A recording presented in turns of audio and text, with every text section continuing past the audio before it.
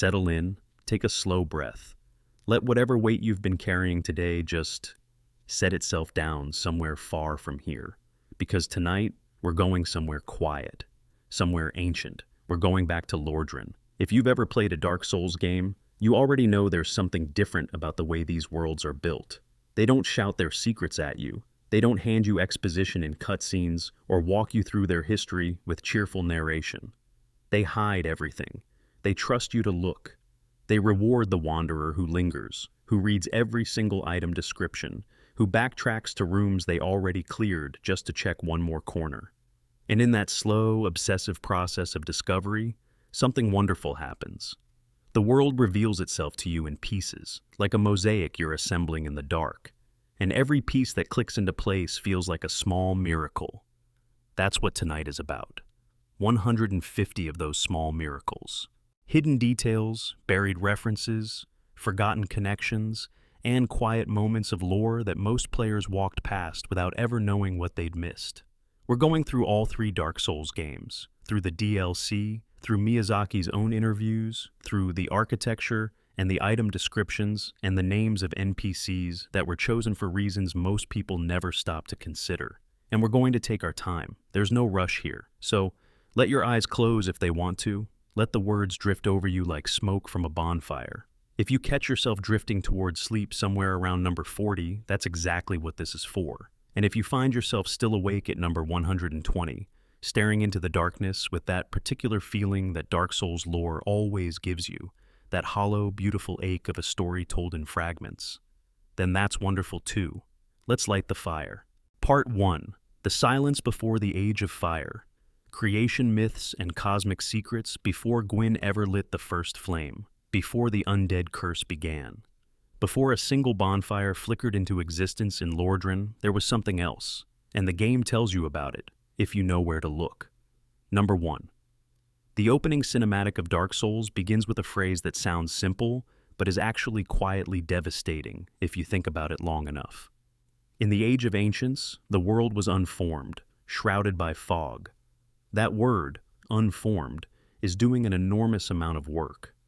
This wasn't a world that existed and was simply hidden. It was a world that hadn't finished being made yet.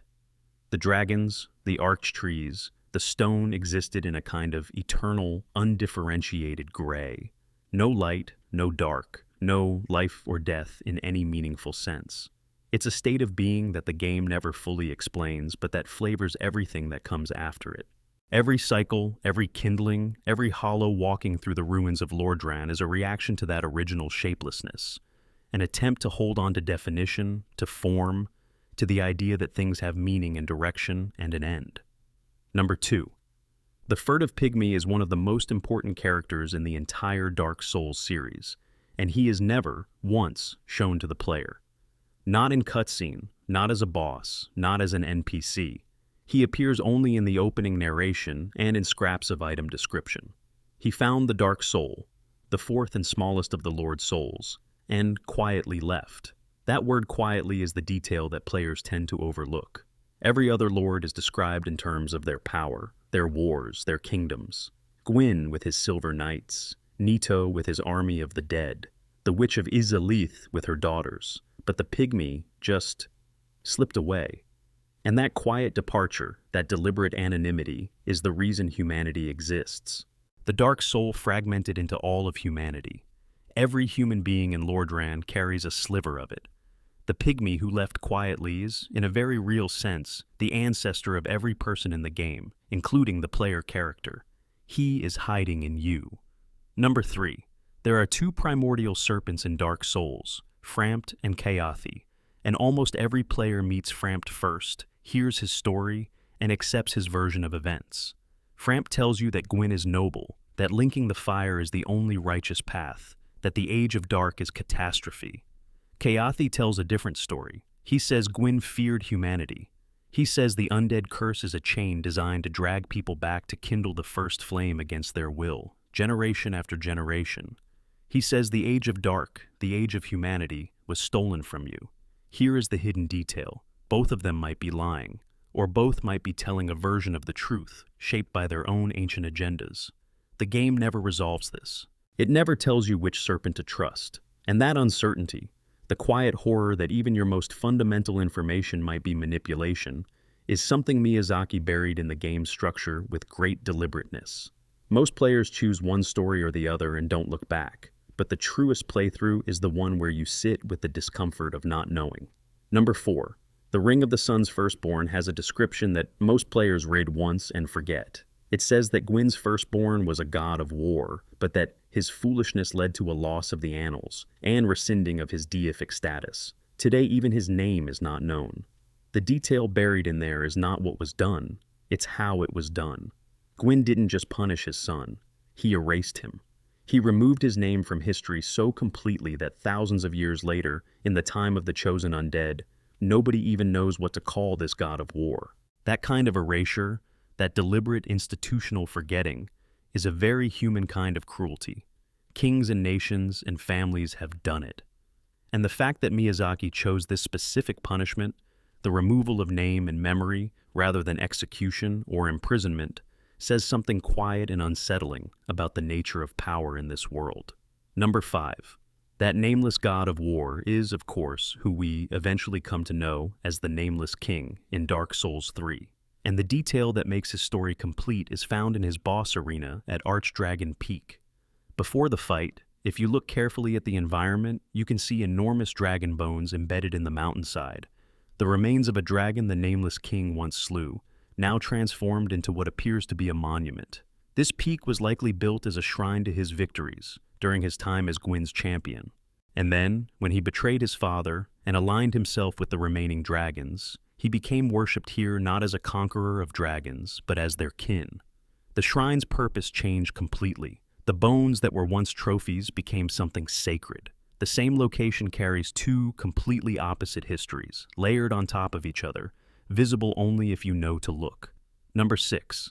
Gwyn's sunlight was always described as lightning used against dragons, but there's a hidden consistency in how this works across games that most players never clock.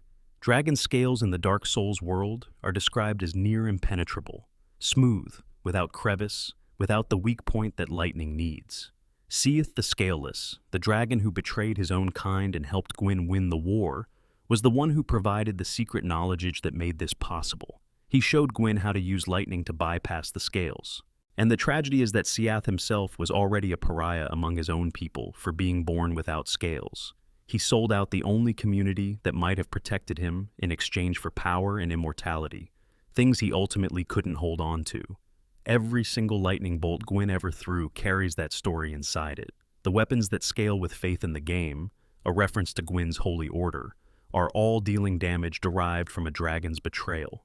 Number 7. The Dark Sign itself, the curse that marks every undead character in the game, is never fully explained in cutscene or dialogue, but piecing it together from item descriptions and NPC dialogue reveals something strange. The Dark Sign appears when the first flame begins to fade. It prevents death. Those who bear it simply respawn, losing their minds slowly until they go hollow. But this means the Dark Sign is not a curse in the traditional sense of something evil being wished upon humanity. It's a consequence of cosmological change. It's what happens when the fire goes out, and the darkness that was pushed back at the dawn of the Age of Fire begins to return to the humans it originally belonged to. The Dark Sign is humanity's birthright, trying to resurface. That reframe, from curse to reclamation, from suffering to inheritance, is one of the most quietly radical ideas in the game. It changes who the villain is. Number 8. There is a tiny detail in the description of the humanity item that nobody mentions when explaining the lore. The humanity consumable is described as something that has a will of its own, not power, not energy, a will. This is a fragment of the dark soul, and it is explicitly stated to be something that desires and chooses and moves of its own accord. This means every time you pick up a humanity off the floor in Lordran, you are picking up something that has agency, something that could, on some level, want to be somewhere else. The implications for what it means to drain humanity from living people, which several NPCs and covenants allow or encourage you to do, are not comfortable to sit with. Number 9. The item Peculiar Doll is one of the most innocuously named objects in Dark Souls, but its origin is quietly horrifying. You find it in the Northern Undead Asylum on a second visit, in the cell where your character began the game. The item description says it was made for a poor, unwitting soul who was locked away. That soul is the player character. Someone, it's never specified who, made this doll and left it in your cell. The doll is what allows entry to the painted world of Ariamis. Someone wanted you to be able to enter that painting. Someone planned for your arrival in a world tucked inside a canvas. Whether this was the gods or someone working against them is another question the game refuses to answer. But the fact that the doll was waiting for you, specifically in your prison cell, means someone knew you would eventually escape and want to find a door that doesn't exist anywhere on the surface of the world. Number 10. The Chosen Undead title, which every NPC applies to the player character from relatively early in the game, is actually another manipulation. Frampt calls you this, the prophecy speaks of it, but Keathe, if you find him, suggests that the prophecy is fabricated, that there is no true chosen undead, only whoever happens to be strong enough or stubborn enough to make it to the kiln of the first flame. You aren't chosen, you're just the one who survived.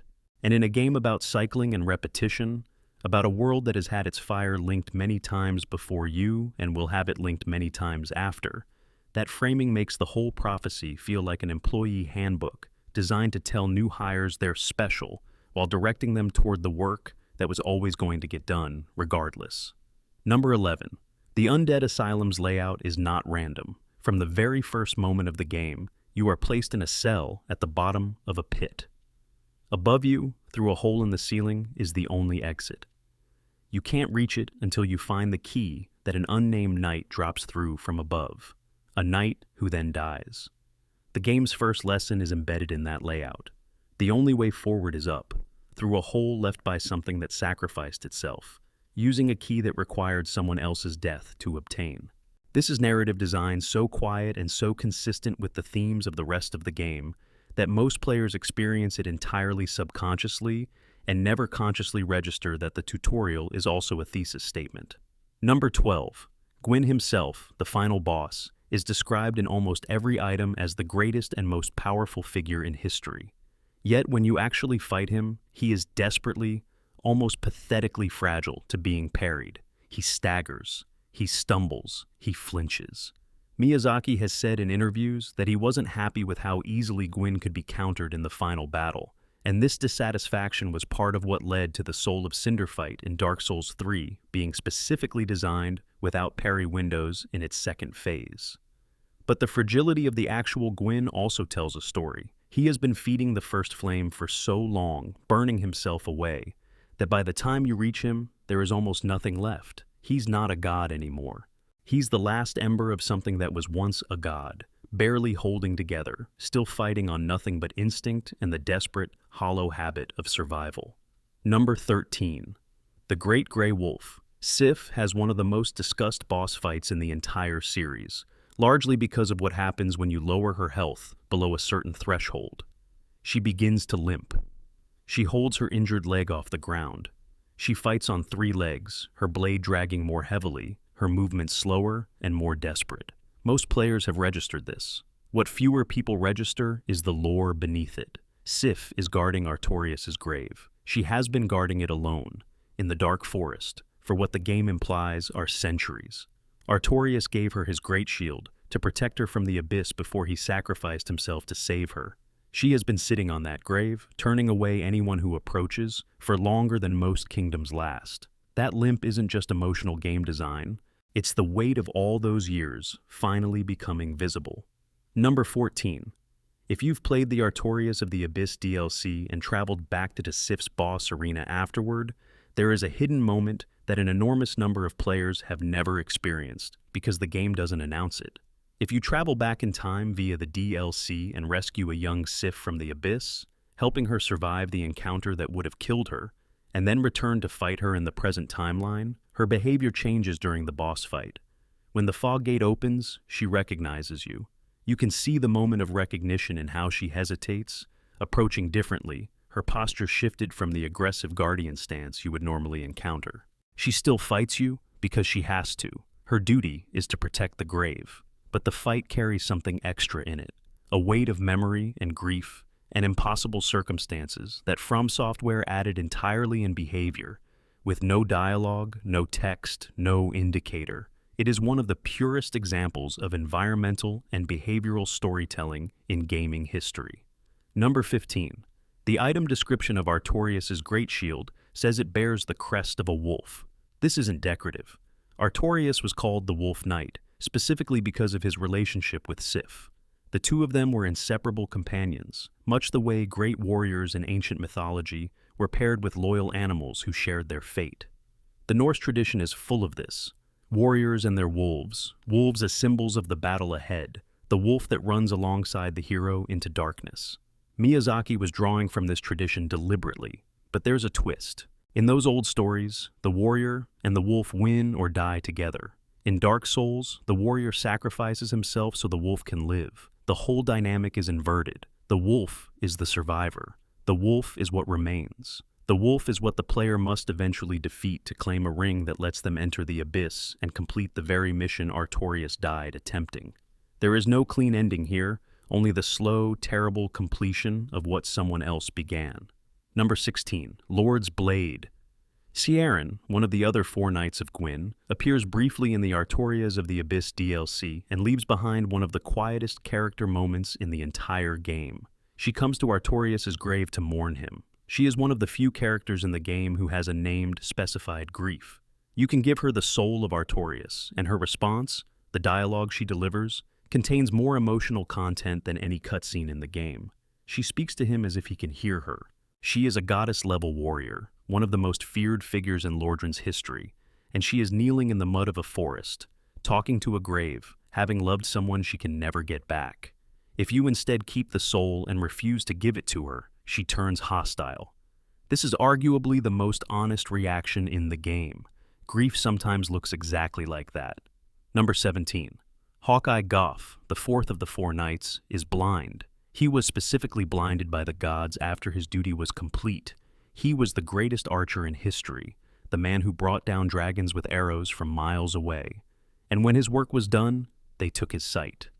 The given explanation is something to do with armor and function, but there's a symbolic reading underneath it that is hard to dismiss. Goff was the most powerful weapon the gods possessed against their enemies. Once the enemies were gone, they took his weapon away in the most intimate, irreversible way imaginable. They put out the eyes of the man who saw further than anyone.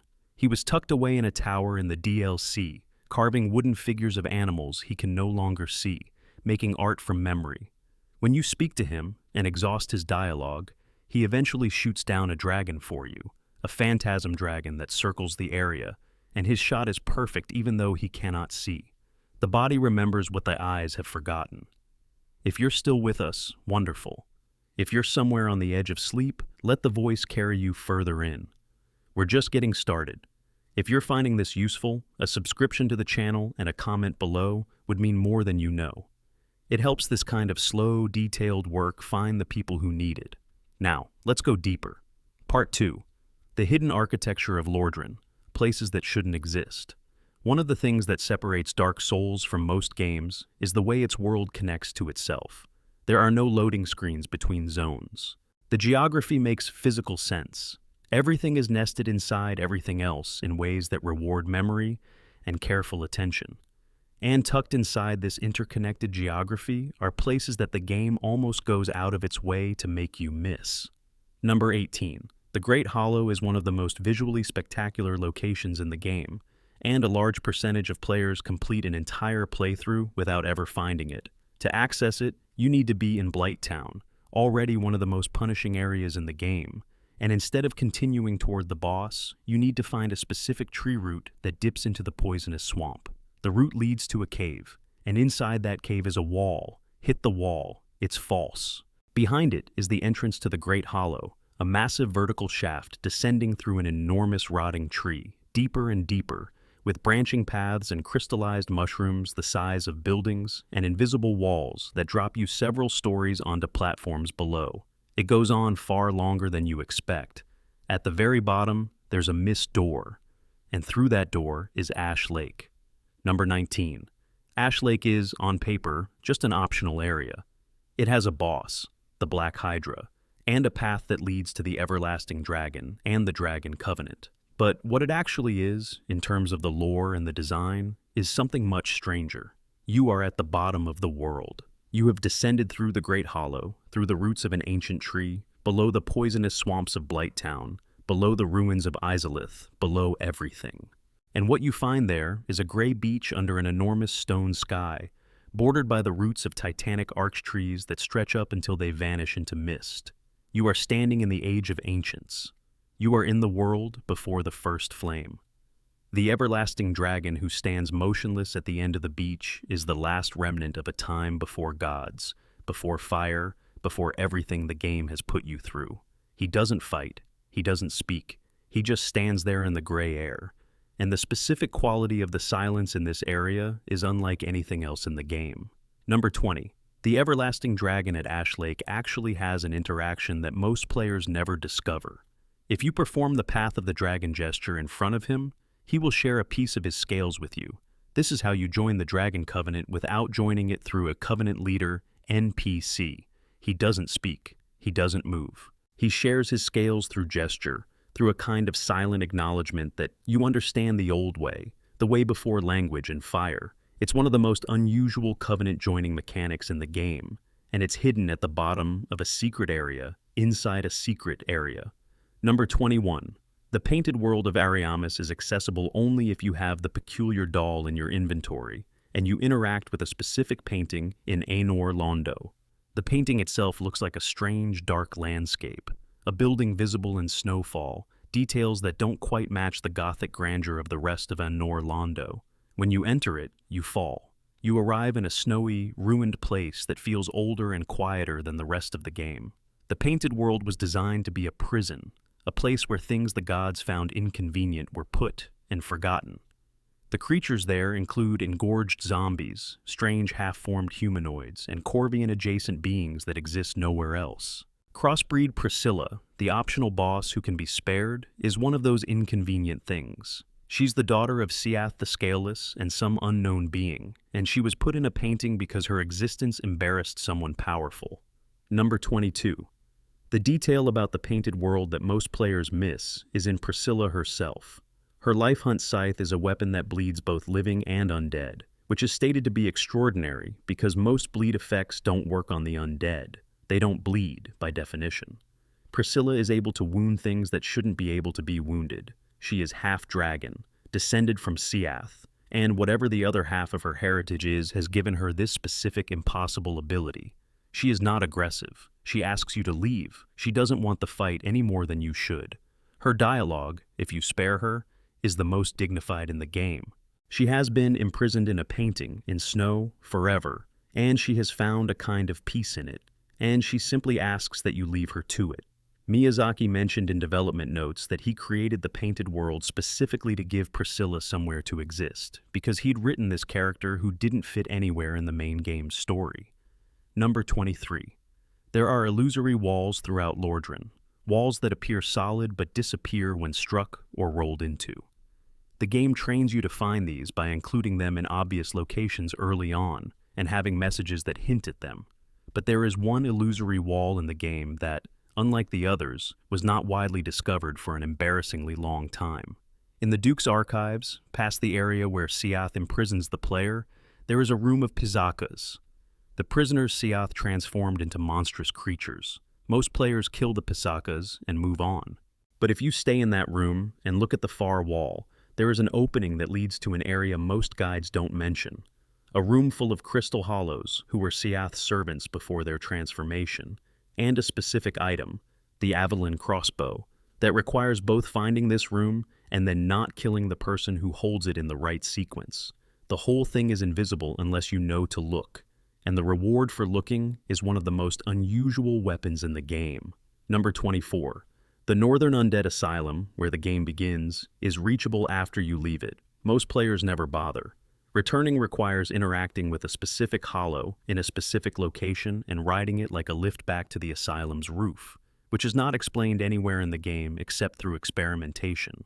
Inside the asylum on a second visit, you can fight the Stray Demon, a much harder version of the first game's opening boss, and also find the peculiar doll we discussed earlier.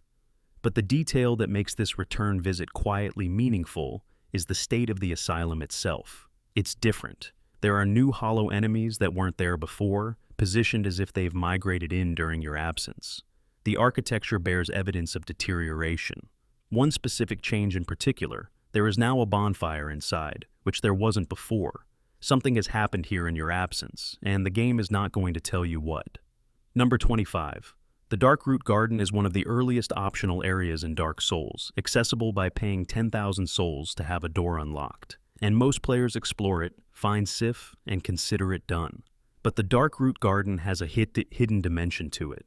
The stone knights scattered around the garden are, according to item descriptions, soldiers from the kingdom of Oolacile, the same kingdom depicted in the DLC.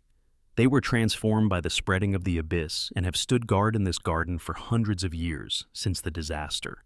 The forest they guard was once a different place. The specific quality of light in the Darkroot Garden, that perpetual dim green glow through overhead canopy, is described in lore sources as what remains when an ancient kingdom is overtaken by nature and time. You are walking through ruins so old that the ruins have themselves become landscape. Number 26. Sen's fortress is built with traps, and most players figure this out through dying. But there's a detail about the fortress that the game embeds in environmental clues and that most players never actively register. The traps in Sen's fortress, the swinging blades, the pitfalls, the boulder machines, are specifically designed to test the chosen undead, not to kill random travelers. The serpent men who operate the fortress are guarding the path to Anor Londo and specifically culling anyone who isn't strong enough to be worth sending forward. Sen's fortress is not a dungeon, it's a proving ground. The gods built it as a filter, and the boulders that come out of the walls and kill you over and over are, in this light, not accidents or malice, but curriculum. The boulder machine at the top of the tower, which you can redirect to destroy a wall and open a new path, is part of the test. The solution is hidden in the problem, the answer embedded in the mechanism of the killing itself. Number 27. There is a merchant named Snuggly the Crow who will trade items with you in the Northern Undead Asylum. You never see her. You only hear her. She sits in a nest, coos softly, and if you drop specific items near her nest, you can come back later and find other items in their place. The crow is never explained. She has no lore attached to her, no backstory, no quest. She simply exists in her nest, trading her treasures for yours, completely outside the game's main systems and completely optional. And yet she's one of the most beloved characters in the Dark Souls community, precisely because of how little she asks for and how consistently she delivers. She is a merchant of secrets who operates entirely on the honor system, and she never once fails to hold up her end of the deal. Number 28. The hidden altar of Gravelord Nito's Covenant is not on any map. It's below the catacombs, beneath the Tomb of the Giants, at the very bottom of one of the darkest and most deliberately hostile areas in the game. The tomb is populated by giant skeletons and enemies who stagger you continuously in the dark, and unless you have a light source, you are navigating by memory and prayer. At the very bottom is a fog door. Beyond that fog door is Nito, one of the original 4 lords, a being made of intertwined human skeletons, the first of the dead, the embodiment of disease and death in the game's cosmology. His arena is a pit, and the floor of the pit is covered in bones. If you approach him peacefully and join his covenant rather than fighting him immediately, he grants you access to the Gravelord Covenant, which allows you to curse other players' worlds. The detail that makes this interesting is how the Covenant works. You lie down in a specific location, and Gravelord's servant phantoms appear in other players' games as invaders. You are spreading Nito's plague. You are the disease. Number 29. The description of Lost Izalith as a location is almost entirely visible in the Ash Lake and in the environmental storytelling of Blighttown. The city of Izalith burned from within when the Witch of Izalith tried to create a new flame, and the process went wrong. Her entire city was overrun with fire-born demons. And in the demon ruins, if you look up at the stone ceiling above the lava pools, you can see the inverted architecture of what was once a city's floors and walkways, now hanging above you, melted and reshaped, pressed against the ceiling like a memory of what the place looked like before everything went wrong. The city still exists above you. It's just been turned inside out. Number 30. There is a specific detail about the coffin in the catacombs that almost every Dark Souls player has noticed, and almost none have looked into. If you climb into the coffin in a certain area of the catacombs, your character model changes gender. This is the only place in the game where this happens, and it's purely cosmetic, reversible by getting back in the coffin. Miyazaki was asked about this in an interview and essentially declined to explain it, saying that some things are meant to be left unexplained and that the coffin's mystery was intentional. The community has speculated for years about its meaning, a second chance at identity, a reference to rebirth mythology, a joke about the punishing nature of the game. The correct answer may simply be that sometimes a mysterious coffin is its own reward, and the explanation would only diminish the question. Number 31. The Anor Londo Cathedral's design is drawn directly from the Duomo di Milano in Italy, the Cathedral of Milan. Miyazaki and his team visited Italy during the development of Dark Souls and used real European Gothic architecture as reference for the game's major structures. The specific element borrowed most heavily from the Duomo is the external buttresses and spires, the rooftop walkways, the sense of impossible verticality, and then Dark Souls makes you walk across those buttresses as part of the gameplay, in a section that is terrifying, partly because of the height, and partly because every surface looks like a real building you would never be allowed to climb on. The architecture is not decorative. It is the obstacle. Number 32. The staircase inside the main building at Anor Londo is rotating. The giant stone staircase that leads to different floors can be controlled, and most players use it to reach the upper areas. What most players don't do is look closely at the design. Miyazaki has said that the rotating staircase was inspired by the moving staircases in the Harry Potter films. He is a fan of the early movies. This is a direct, confirmed reference. And the staircase is not just decorative. It controls what floor you can access, what enemies are in what positions, what routes are open. The Harry Potter staircase in a world of dragons and gods and hollowed knights has been working quietly in the background of every Dark Souls playthrough since 2011. Number 33. The path from Firelink Shrine to the Undead Burg, early in the game, passes through an elevator that drops you to a lower level. But if you take that elevator and simply wait, don't press anything, don't move, the elevator continues downward past the level you're supposed to stop at and keeps going, to a lower area that contains the Valley of the Drakes. Most players miss the Valley of the Drakes entirely on their first playthrough because they get off at the right stop. The Valley of the Drakes contains items and a path that dramatically shortcuts the game's geography, connecting Darkroot Basin to Blighttown via a hidden gate, collapsing what would otherwise be a very long route into 2 loading zones and a walk. The shortcut is there from the beginning. The game gives it to you on the first elevator you ever ride. It just doesn't tell you to stay on. Number 34. The Forest of the Archtrees, the deepest lore layer of Ash Lake, is described in item text as the world that existed before even the Undead Asylum, before even Lordran.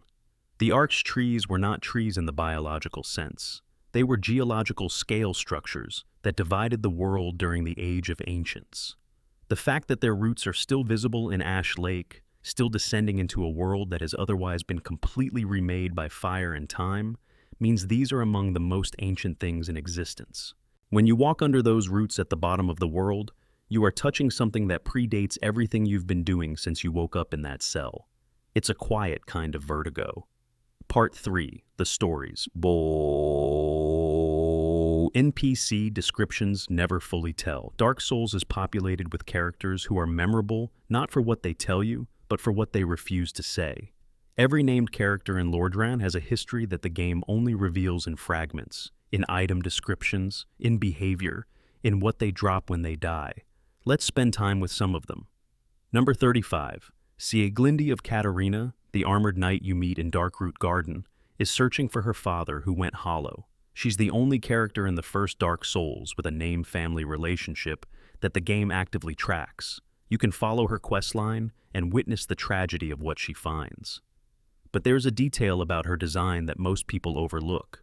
Her armor, the Katarina set, with its distinctive rounded pieces and onion-like appearance, was designed by a specific member of the From Software team who referenced Hermione Granger from Harry Potter as a starting point for Sieglinde's character. Miyazaki confirmed this in an interview. The final design diverged significantly. Nobody would look at the armor and think Hermione, But the starting impulse for this gentle, determined, grief-touched character came from a young witch in a British boarding school. That lineage is invisible now, swallowed entirely by the world the character was made for. But it existed. Number 36. Patches the hyena appears in Demon's Souls, in Dark Souls 3, in Bloodborne, and in Elden Ring. He is always a treacherous, cowardly, opportunistic thief who lures you into danger, apologizes afterward, and then tries to sell you things. Miyazaki has said that Patches is not the same character in each game. He's a type, an archetype, a recurring figure that the universe generates the way it generates hollows and dragons and bonfires. He is the human being who survives catastrophe, not through nobility or strength, but through relentless, cheerful self-interest. Miyazaki also said he personally loves Patches, which is interesting. The character who embodies everything the game seemed to warn against, self-service, lack of loyalty, comfortable dishonesty, is the creator's favorite. There's something true in that. Number 37. Griggs of Vinheim, the sorcerer you rescue from a locked room in the undead burg, eventually goes hollow if you've advanced his questline by directing him toward Big Hat Logan. His transition to hollowness is gradual and, if you're not paying attention to his location in Firelink Shrine, happens entirely off-screen. He becomes hostile. But if you drain his humanity using the Dark Hand before this happens, a very specific and obscure mechanic, Miyazaki has confirmed that Griggs simply accepts it. He doesn't turn hostile. He doesn't react with the anger he would show if you struck him. He finds the whole thing annoying and tells you to stop, but he keeps talking to you afterward. The explanation given in a developer interview, he's a genuinely decent person with a high tolerance for weirdness. He is, as Miyazaki put it, a good man. In a game full of characters defined by tragedy, ambition, or corruption, there is a sorcerer in the undead burg who is simply decent, and who you can be specifically rude to 3 times before he even gets annoyed about it. Number 38. Big Hat Logan is one of the great tragic figures in the game, and his descent into madness is tracked through NPC dialogue, and his physical location changing over the course of the game. By the time you encounter him at the end of his questline, nude except for his enormous hat, having gone hollow in the Duke's archives after unlocking all of Seath's knowledge, Miyazaki described the scene in an interview as Logan achieving enlightenment. Not madness. Enlightenment. He stripped away everything unnecessary, including his clothes, because he had opened to something so vast that ordinary coverings felt beside the point. Logan still wears the hat. In a story full of people losing themselves to obsession, the detail that the hat remains is the detail that makes the whole thing land. He kept the thing that defined him while losing the thing that constrained him. Or he simply went completely mad and happened to stay attached to his hat. The ambiguity is the point. Number 39. Lothric of Karim, the knight you can rescue from a cell in the undead church, will eventually kill Anastasia of Astora, the Firekeeper, if you don't deal with him first. The game gives you very few explicit warnings about this. Lothric is polite when you free him. He thanks you.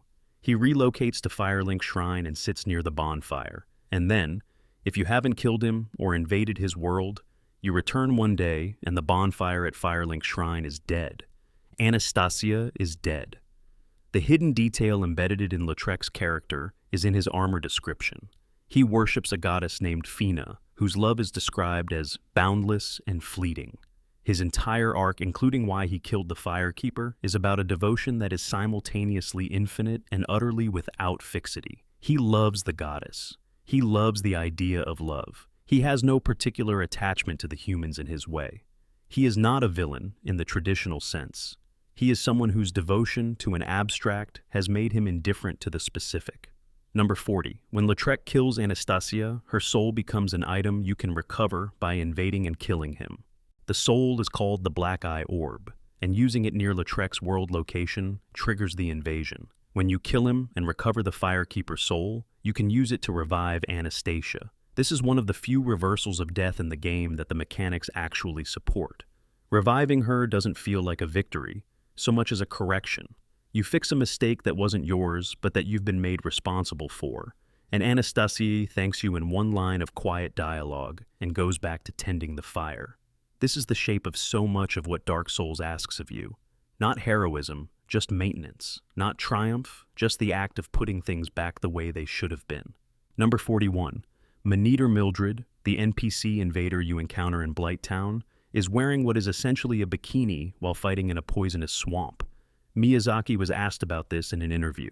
His answer was memorable in its combination of genuine puzzlement and complete willingness to sit with a mystery. He said he didn't know why she was dressed that way. He genuinely did not have an explanation. The implication was that she had her reasons. She is a character who found herself in Blighttown, chose her wardrobe, and decided it was appropriate for the situation. And because Miyazaki didn't explain it, she remains one of the most inexplicably compelling human-shaped mysteries in the game. She exists. She attacks you. She wears what she wears. That's everything the game knows about her and everything you're going to get. Number 42. There is a character named Oscar of Astora who you meet in the opening minutes of the game.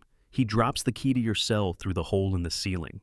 He is the reason you survive. He gives you the Estus flask before dying from his wounds. And then he hollows, and in a cruel design twist, you have to kill the hollow version of him in a corridor shortly after. Most players kill him and move on, but Oscar's full name and title suggest an enormous backstory that the game never provides. He was a knight from Astora, an honor culture nation, which means he came to Lordran with purpose and pride and fell before he accomplished anything. He is the figure that the game uses to tell you, in the first 10 minutes, that the world ahead of you doesn't care about purpose or pride. He is everything the story will do to you later, compressed into a dying knight and a single Estus flask given at the very edge of survival. Number 43.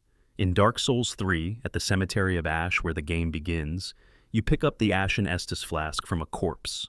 The corpse is implied, by details in the armor and positioning, to be Oscar of Astora. He died here, in this age, long after the events of the first game, still carrying an Estus flask, still trying to pass it on to someone who might be able to use it. The connection is never confirmed in text, but the community has discussed it extensively, and the positioning seems too deliberate to be coincidence. Oscar, the unnamed knight who started everything for the Chosen Undead, ends up as a corpse in the opening of the final game, still performing the same function, still handing over a flask to someone who's just woken up in a world that's about to be very difficult. Number 44. The giant blacksmith in Anor Londo is one of the kindest characters in the game. He's enormous. He takes up most of the room, and he speaks very little, but what he says is gentle and helpful. His item descriptions reveal that he is one of the giants who served Gwyn's pantheon as craftsman. He made weapons for the gods. He's still making them, alone in a cold forge in an abandoned city for whoever passes through. There's no explanation for why he stayed. Most of the gods are gone. The city is a shell. He just kept working. There is something in this that the game uses as contrast to all the characters who hollowed or went mad or abandoned their purpose.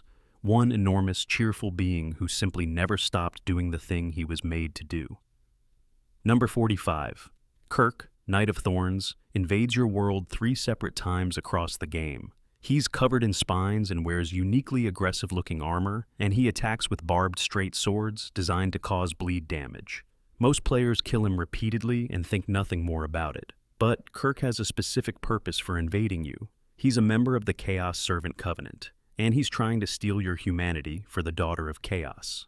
If you kill him for the 3rd time, his corpse appears near the Daughter of Chaos in the Azalith area, where he tried to deliver the humanity one final time and failed. He is loyal to the end.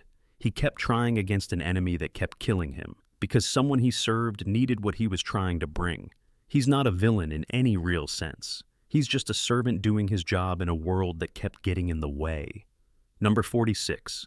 Rhea of Thorolund and her 3 knight companions, Petrus, Vince, and Nico, begin a questline in the undead parish that most players don't fully follow. Rhea is a cleric, gentle and earnest, who has come to Lordran to find undead rights and bring them back to her homeland. Her companions are her guards.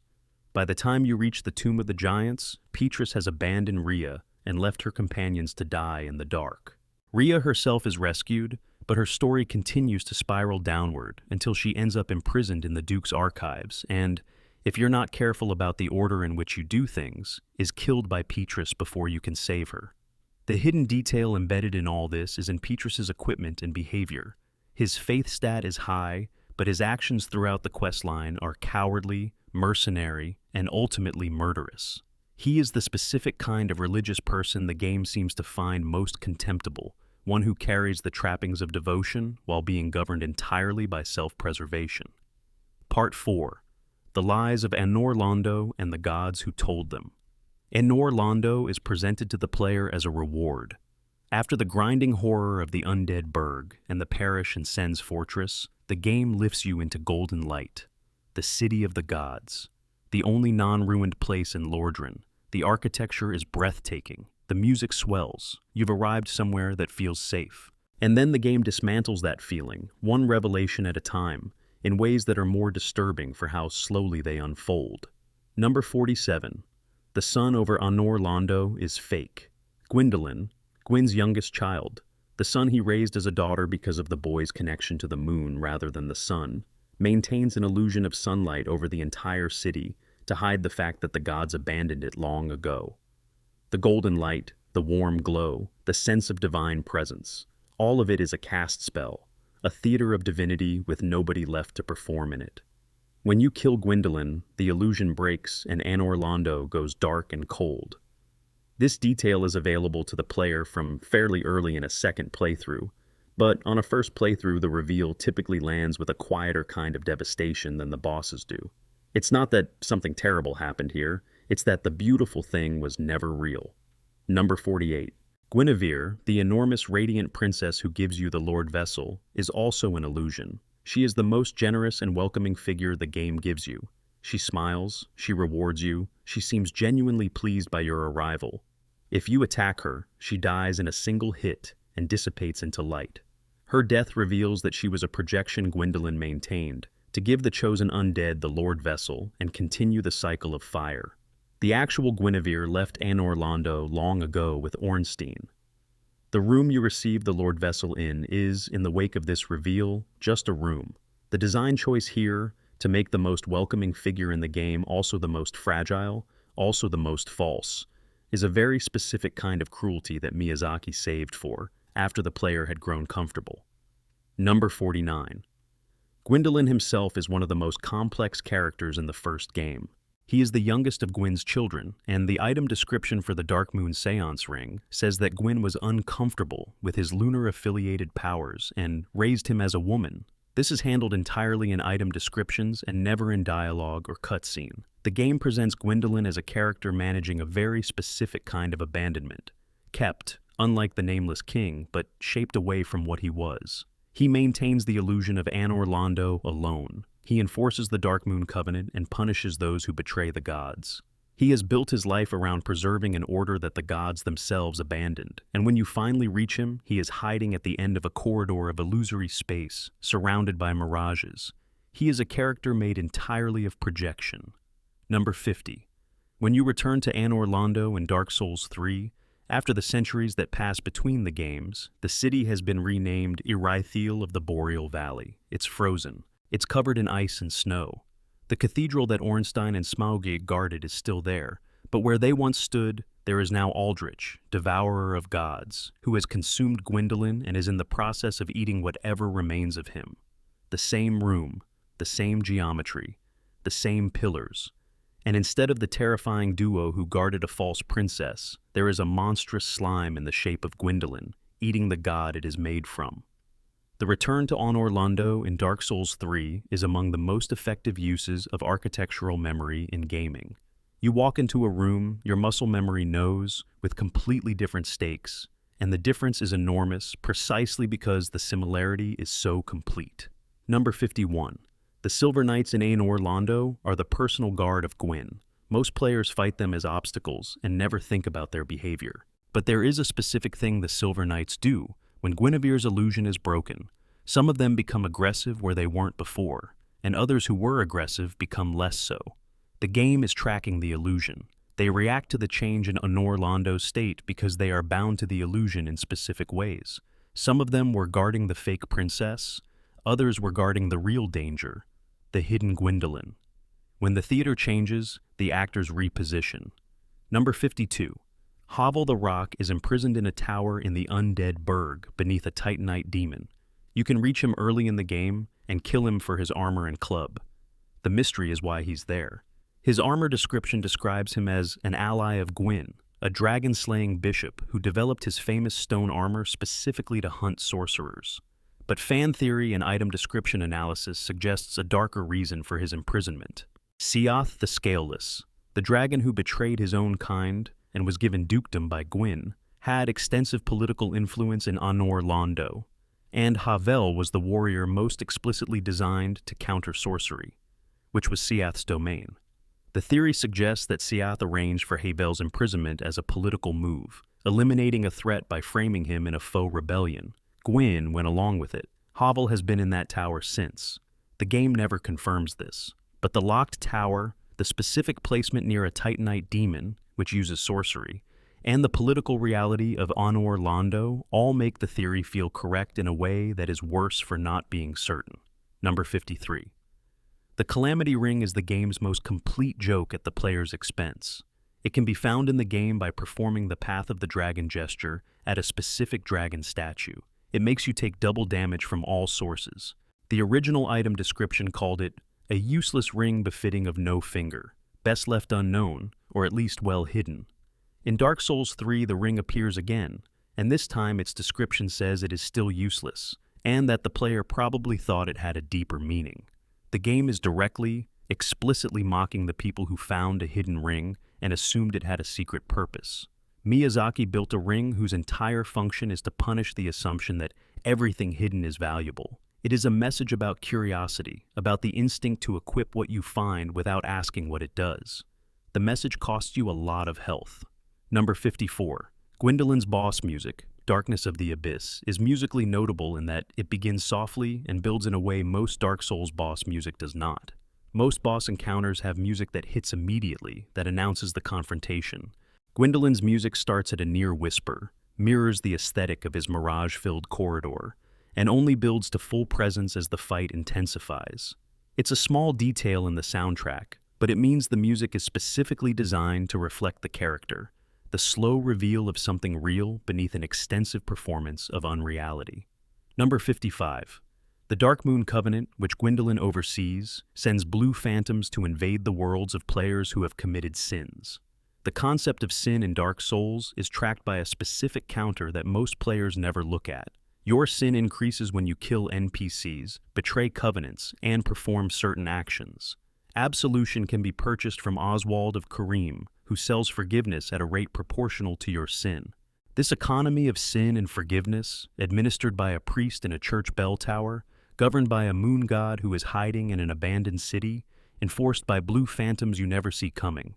It is an entire ecclesiastical system operating quietly in the background of a game about killing things, and almost none of it is required for completion.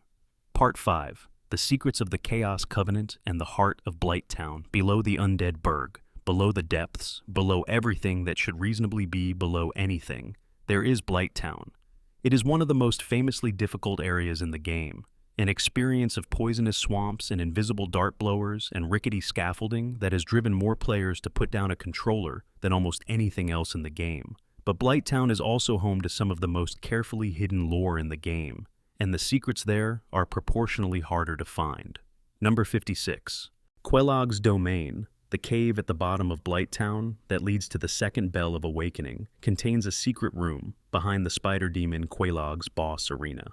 After you defeat her, instead of running past her home to the bell, you can strike the wall opposite the entrance and reveal a hidden chamber. Inside is a pale, near catatonic figure lying on a web of eggs, attended by a deeply uncomfortable-looking man named Engi. The figure is Quelog's sister, the daughter of Chaos, and she is the leader of the Chaos Servant Covenant. She is also completely blind, speaks in barely audible fragments, and is dying. Her story, pieced together from context and Covenant rewards. The Witch of Izalith's daughters went into the chaos that destroyed Izalith trying to save their mother. Most of them were transformed into demons. Quelog became the half-spider creature you just killed, and her sister was transformed in a different way, withered, broken, covered in eggs, barely alive, and she has been down here ever since, caring for the sick and dying of Blighttown, the people nobody else would help. Number 57. To speak to the Daughter of Chaos at all, you need to equip a specific ring, the Old Witch's Ring. Without it, her dialogue appears to you as a nonverbal sound that she makes, and the game indicates she's saying something, but you can't understand it. With the ring, her broken speech becomes intelligible. She is asking for humanity. She is trying to continue her care of the sick people around her, and she needs the resource to do it. She is a tragic figure who the game has hidden behind a wall, behind a boss fight, behind a specific item requirement, and who can only communicate with those who think to equip the right ring. Most players never talk to her at all. Number 58. The Old Witch's Ring can be obtained by trading the Sunlight Maggot, the parasite that drives Solaire mad, to Snuggly the Crow at the Northern Undead Asylum. This means the item that connects you to the Daughter of Chaos is obtained by preventing Solaire from going mad. 2 quest lines are linked through an item that most people either miss entirely or sell/use for souls. The full shape of this connection: rescue Solaire, kill the Chaos Bug, trade the Maggot, equip the ring, speak to the Daughter of Chaos, requires knowledge from 4 separate areas of the game and spans essentially the entire runtime. It is the game's longest invisible thread. Number 59. Eingi, the man caring for the Daughter of Chaos, was a pyromancer who was once egg-headed, infected by the egg parasites from the parasitic wall huggers. He is the only character who can cure the egg parasite if you get infected. He is also the teacher of Great Chaos Fireball and Chaos Storm, 2 of the most powerful pyromancy spells in the game. His item description reveals that he went to the Daughter of Chaos specifically because she is one of the only beings in the game who would help an egg-headed person without judgment. Everyone else would find it monstrous or repulsive. She simply helped him. He has been with her ever since, dedicated to her, because she was kind to him when he was at his most visibly broken. Number 60. The egg parasites in Blighttown and the parasitic wall huggers are items of unusual lore significance. Being struck by specific attacks in the right areas of the game can infect the player character with an egghead parasite, which causes their head to be replaced with a pulsating, grotesque egg. This state is visible to other players in multiplayer. It also actually changes NPC behavior. Some characters will react differently to an egg-headed player. The parasite can be cured, but the specific mechanic of it, a visible physical transformation that alters the world's response to you, is a surprisingly deep gameplay layer attached to what feels like a visual joke.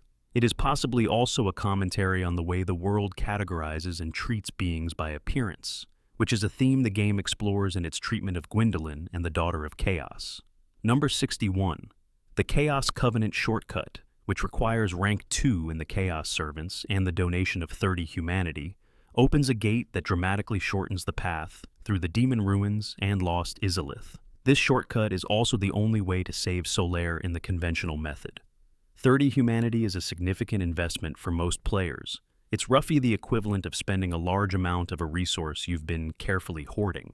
The game asks you to give away something valuable to unlock a passage that is, on the surface, just a convenience. But the hidden reward, Solaire surviving the playthrough and being available to summon for the final Gwyn fight, is not labeled, not promised, not hinted at by any NPC.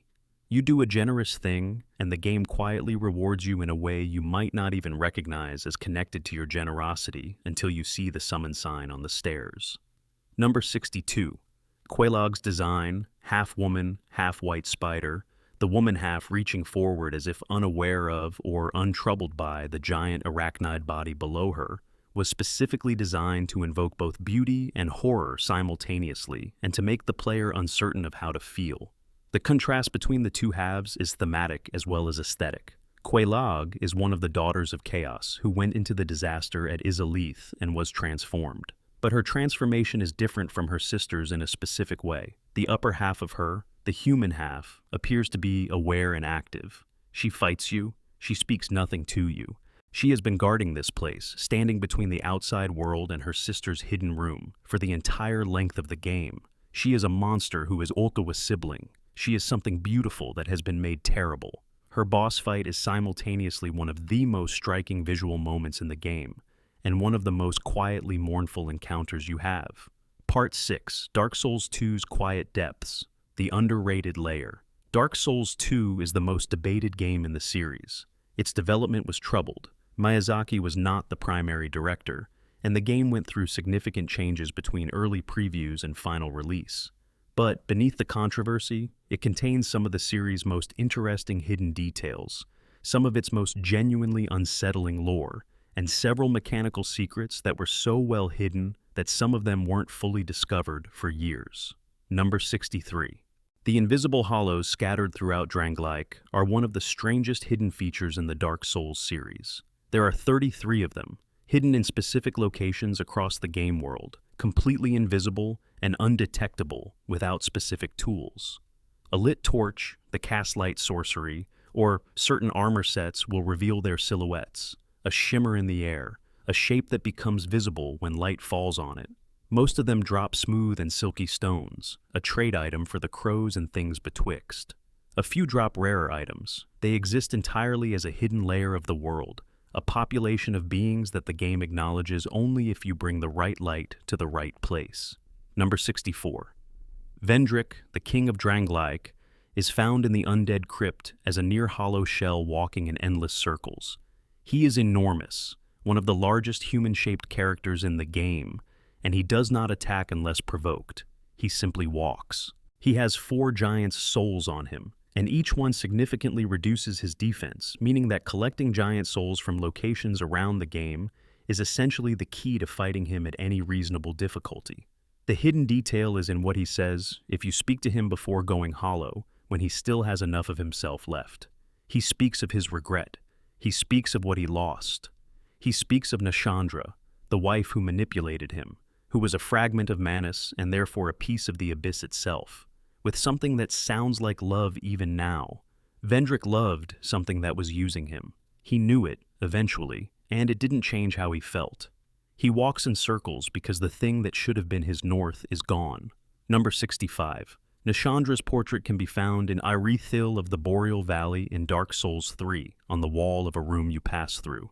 This is a direct confirmation that Nashandra, the antagonist of Dark Souls 2, has a presence and history that extends into the third game's world and timeline. She was a fragment of Manus, the father of the Abyss from the first game's DLC. When Manus' soul shattered, the pieces became the Children of Dark, and Nashandra was the piece that wanted the Throne of Want. She married Vendrick to get close to it. She sought power from the Abyss of the second game's world, and she ended up on a wall in Oolacile, in a painting, in the same building that was once Anor Londo. She was always part of the same web. Number 66. The Fume Knight, whose actual name is Raimi, is one of the hardest bosses in the entire series and one of the most tragic. He was a general under Velstadt, the royal knight of Vendrick, and was defeated by Velstadt in personal combat. This defeat broke something in him. He withdrew to the Broom Tower in the Crown of the Old Iron King DLC, and made a covenant with a fragment of Nadalia, a queen of ash, carrying her on his sword. The hidden detail that makes the fight more interesting than just a challenge. If you wear Velstadt's helmet into the Fume Knight's arena, his behavior changes immediately. He enters his second phase right away. He recognizes the helmet of the man who defeated him, and it enrages him. The game is tracking a grudge that spans decades of in-universe time, and rewards a player who connected the right lore dots with a more intense boss experience. Number 67. In the shaded woods of Drangleic, there is a section covered in thick white fog. Not mist, but genuine fog that cuts visibility to almost nothing. Unlike the fog in the rest of the game, this specific fog is never explained by in-game text. It is simply there, and it is full of invisible enemies, enemies that only become visible when you're close enough to trigger their attacks. The shaded ruins at the center of this area contain basilisks, the creatures whose curse gaze halves the player's health bar, and the combination of the fog, the invisible enemies, and the basilisks creates one of the most oppressive sections in the series. What the game never tells you is that you can wear the Forlorn's robes, obtained from a rare NPC invader, and the fog responds differently to you. Some enemies become less aggressive. The detail is minor and barely useful mechanically, but it reflects a consistent design philosophy. The world responds to what you're wearing, who you are, what choices you've made. Number 68. The giant memories in Dark Souls. 2 are one of the game's most unusual features. By using the Ashen Mist Heart in specific locations, you can enter the memories of dead giants and explore the past, specifically the battle that brought the giants from across the sea to invade Drangleic. Walking through a giant's memory is one of the strangest tonal experiences in the series. Everything is gray and echoing. The scale is off. The landscape is a war zone seen from the perspective of a creature larger than any building. And within these memories are items that exist nowhere else. And a stone soldier named Benhart who appears in the memory of an ancient battle seemingly by accident, in a story that has nothing to do with his own. He is in the wrong memory. He seems as confused about it as you are. He fights alongside you anyway. Number 69. The Scholar of the First Sin edition of Dark Souls 2 added Lord Aldea as an NPC who occasionally appears at specific locations to provide lore and philosophical argument. But in the base version of the game, Aldea was only ever encountered as a final optional boss, a writhing mass of arms and fire behind a throne. The detail that connecting the versions reveals. Aldea is the brother of Vendrick and was the scholar who first suggested that the cycle of fire and dark might be broken. He experimented endlessly, including on himself, and became the creature you encounter. His body in the base game is incomprehensible. His dialogue in Scholar of the First Sin, thoughtful, ancient, genuinely uncertain about the answers he's devoted himself to finding, makes the burnt wreckage of his body more devastating for context. He found questions. He couldn't find answers. He's still asking. Number 70. The invisible Auroas armor set in Dark Souls 2 is acquired through a specific circumstance that almost no one discovers accidentally. After spending 16,000 souls on Moglin the Armorsmith's inventory, you must then return to him with 0 souls, completely broke, and he will take pity on you and give you the Auros set for free. The armor is nearly invisible to enemy eyes when worn. It grants a slight movement bonus, and it looks, from the outside, like the player character is fighting in their undergarments, which is both hilarious and mechanically interesting. The logic embedded in the mechanic. The game recognizes when you've been generous and then vulnerable, and rewards you for both states together. Spending lavishly and then showing up empty-handed produces an outcome that neither state alone would generate. Number 71. There is a pit in Majula, the game's warm, melancholy home base, that goes down a very long way. The pit contains the gutter, one of the game's most unpleasant areas, and beneath that is the Black Gulch, and beneath that is the optional boss, the Rotten. But in the gutter, there is a section that can only be fully explored if you have multiple light sources, and within that section is a hidden room containing 2 ogres and a specific item placement that implies a story the game never narrates. 2 enormous creatures that should be aggressive are positioned around a specific item in a way that suggests they were placed there as guards rather than random enemies. The item itself is unremarkable. The posture of the ogres around it is everything. Someone put them there, around that specific thing, for a reason the game never explains. Number 72. The Memory of Oro, accessible via a giant near the Forest of Fallen Giants, is a memory of the period when giants first arrived in Drangleic. The most careful detail embedded in this memory is the size discrepancy. In the present timeline, the giants you encounter are barely distinguishable from large humans, worn down, broken, hollowed into something smaller than they once were. In the memory, they are enormous. The scale shift tells the story without a word. Time and defeat and occupation in an alien world have diminished them. The giants arrived as something immense and powerful and strange, and the world ground them down until they were almost ordinary. The memory is where you can see what was lost. Part 7.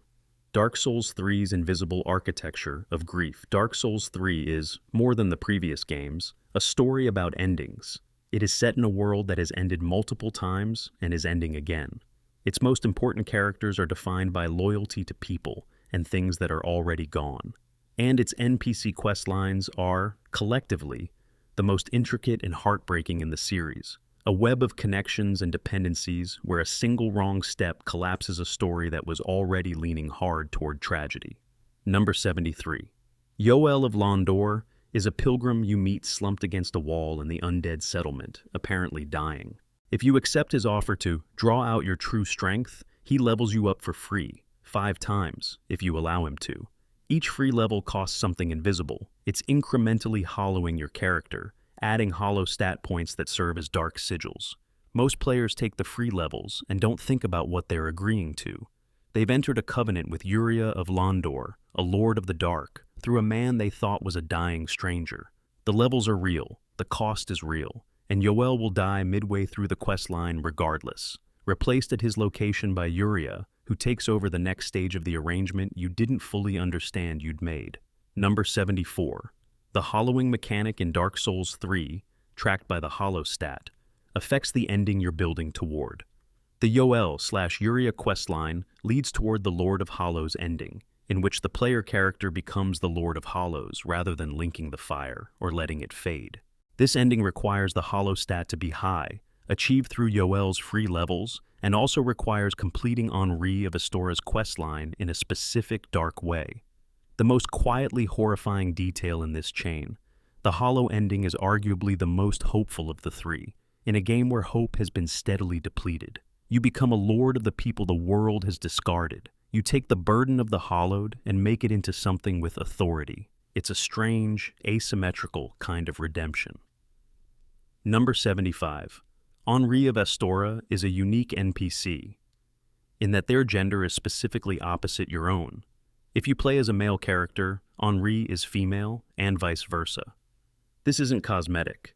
It affects dialogue, questline triggers, and specifically the marriage mechanic if you pursue the hollowing ending.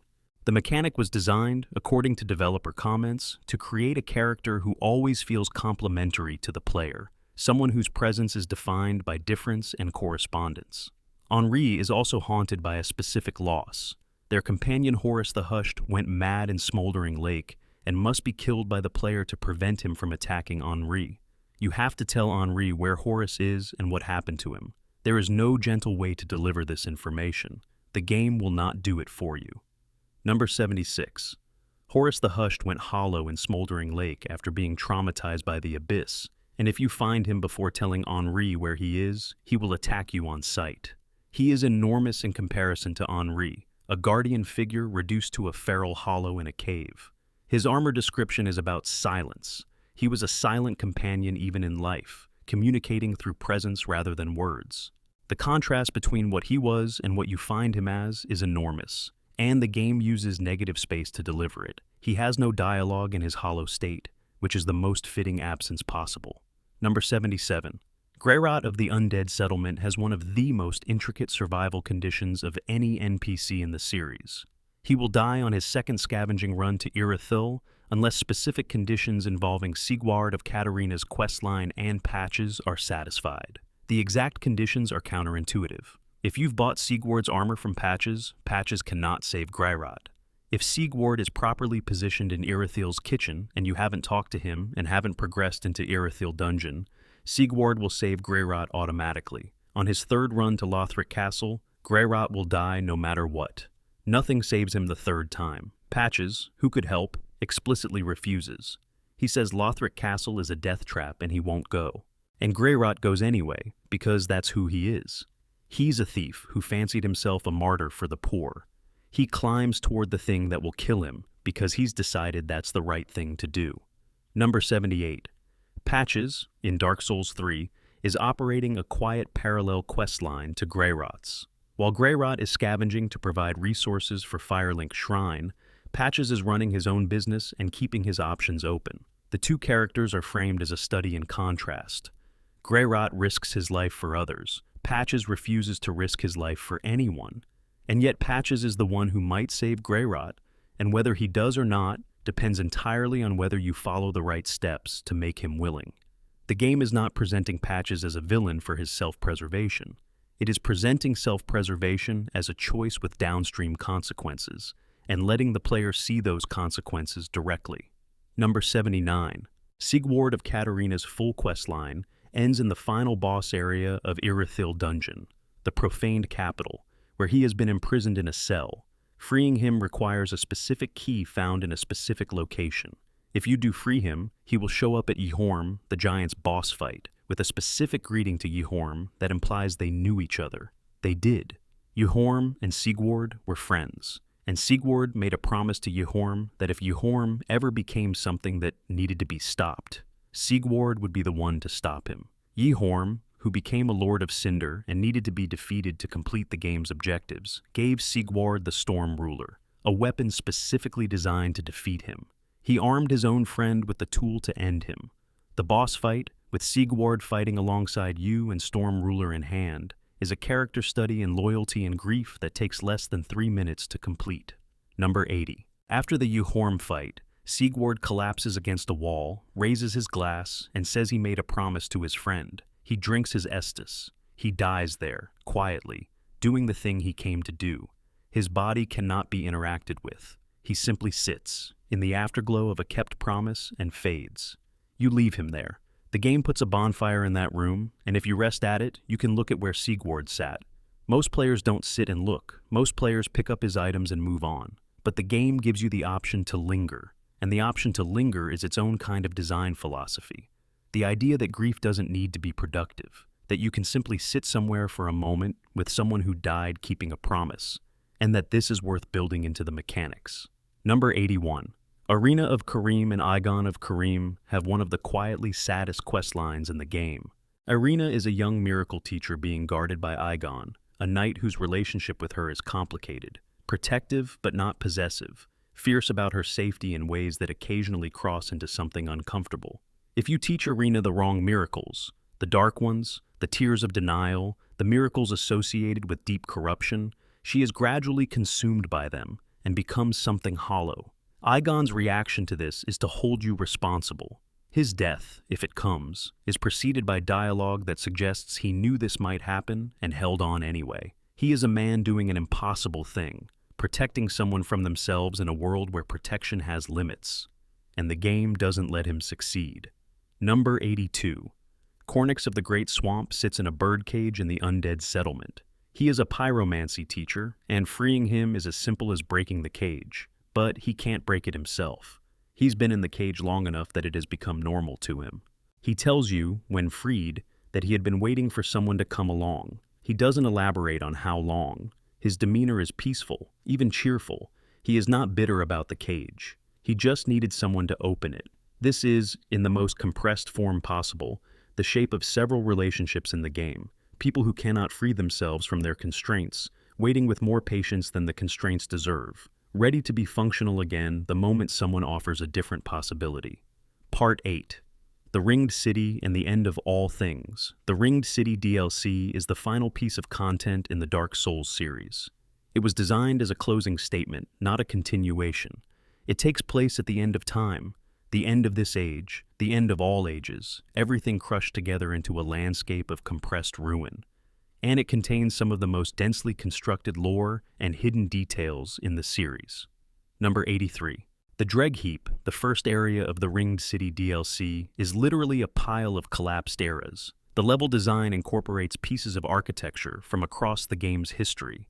Lothric, Undead Settlement, Archdragon Peak, the Cathedral of the Deep, all stacked on top of each other. Floors from different buildings from different centuries pressed together into a single descending maze. It is the history of the entire series visible at once, compressed into rubble. The enemies at the top are Lothric knights. By the bottom, you're dealing with Ringed City soldiers from a civilization older than Lothric. You are descending through time by descending through debris. Number 84.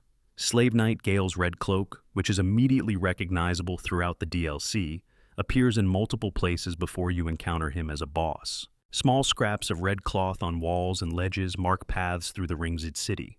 Gale himself left these markers, traveling ahead of you, guiding you through the landscape toward his final location. These aren't waypoints placed by the game designer with the player in mind. They are in-world objects placed by a character who anticipated your arrival and wanted to help. Gale, who you will eventually have to kill, has been serving as your guide the whole time. The red cloth is kindness made tangible in a world that has almost no kindness left. Number 85. Gale's boss fight takes place in the largest open arena in the entire Dark Souls series. It's a vast, flat expanse of ash and ruined masonry with enough room for the camera to pull back further than any other encounter in the game. The scale is deliberate. This is the end of the world, and it should feel like it. No walls pressing in, no pillars to hide behind. Just you and the last thing that needs to be done, in the largest space the game ever gave you, under a sky that is not sky anymore. The music for the fight was specifically composed to feel like an end. Not a triumphant end, not a tragic end. Simply an end that has been earned by everything that preceded it. Number 86. When you defeat Gale and collect the blood of the Dark Soul, there is an option most players don't know about. You can return to the painted world of Ariandel and give the Dark Soul's blood to the young painter there. A girl who wanted to paint a new world but didn't have the right pigment. If you give her the blood, she promises to paint a cold, dark, gentle place. A place that could be home. She will name it after you if you tell her your name. This is the closest thing the Dark Souls series has to a hopeful ending. Not fire, not darkness, but a painter in a cold chapel making something new out of the remains of everything that came before. The cycle isn't broken, but something new is being painted on the other side of it. Number 87. Filianor, the pygmy princess who sleeps in the deepest chamber of the Ringed City, is the most unusual figure in the DLC's lore. She holds a cracked egg in her lap. The egg contains something, a soul forge possibly, or a pocket of time. When you touch it, you are transported to the far end of all time, the desert where the fight with Gale takes place. Filianor has been sleeping here, holding this egg, for eons. The Knights of the Ringed City have been guarding her sleep, and the shell of the egg, once broken, reveals the truth of the world. The Ringed City's beauty, the shimmering domes and flowers, was another illusion. The real Ringed City is the ashen plain you arrive in when the egg shatters. She was holding the illusion together in her sleep. Her sleep was the last mercy the gods arranged before the Age of Fire ended. Number 88. The pygmy lords who sit on their thrones in the far end of the Dregheap area are the last of the ancient human lineage. The descendants of the furtive pygmy we discussed at the beginning of this script. They have been reduced to near hollow shells, their dark souls extracted by Gale in the process of collecting the blood for the painter. When you encounter them, they are barely present, sitting on thrones, faintly alive, watching you pass. There is nothing to fight, there is nothing to collect. They are simply there, at the end of the world, on their thrones, waiting for a conclusion that has already happened without them. They are the last humans, and they have become furniture. Number 89. Dark Eater Midir is a dragon who was raised by the gods specifically to fight the dark, given the task of consuming it, of absorbing darkness so that it couldn't spread. He has been doing this so long that the darkness he consumed has begun to corrupt him from within. He is a creature who was used as a weapon against his own existential enemy, and who cannot stop the corrosion of fighting that battle indefinitely. His boss fight is one of the hardest in the series, and the specific challenge of it, he is covered in darkness he has eaten, and this darkness reflects back in his attacks, is thematically consistent. You are fighting not Midir's malice, but Midir's sacrifice. The darkness in his eyes is not his own. Number 90. The description of the Ringed City itself, the city built by Gwyn around the last humans who carry the Dark Soul, describes it as having been hidden at the world's end. The rings that the pygmy people bear are brands given by the gods to contain the dark within them, to prevent the Dark Soul from escaping into the world. The Ringed City is simultaneously a gift and a prison. The gods gave humanity a beautiful city and then put rings on them to make sure they stayed in it. The city at the end of the world is a very elaborate cage, and when the world ends and the city crumbles, the rings crack and the Dark Soul begins to bleed out, which is the situation the DLC begins in. Everything the gods built to control and contain has simply worn out. Part 9. Real-world roots. The hidden inspirations behind the world. One of the reasons the Dark Souls universe feels so complete is that it was built from real things. Real architecture, real mythology, real literary sources, real personal experiences of the creator. These sources are sometimes visible in the finished game and sometimes completely hidden, dissolved into the final product in ways that change the game without leaving a fingerprint. Number 91.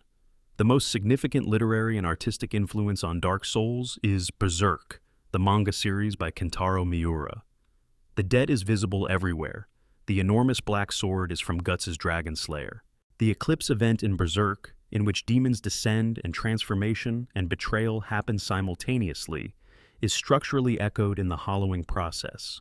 Artorias' corrupted arm, the way he has been twisted by the abyss into something that still fights with his original skill, mirrors the Berserker armor arc. The wandering protagonist archetype, the grief-saturated world, the beautiful and terrible castles. Miura's work is present in the DNA of Dark Souls, the way a parent is present in a child's face. The game is not a copy, it's an inheritance. Number 92. The Moonlight Greatsword has appeared in almost every From Software game since King's Field in 1994. It appears in Demon's Souls as the Large Sword of Moonlight.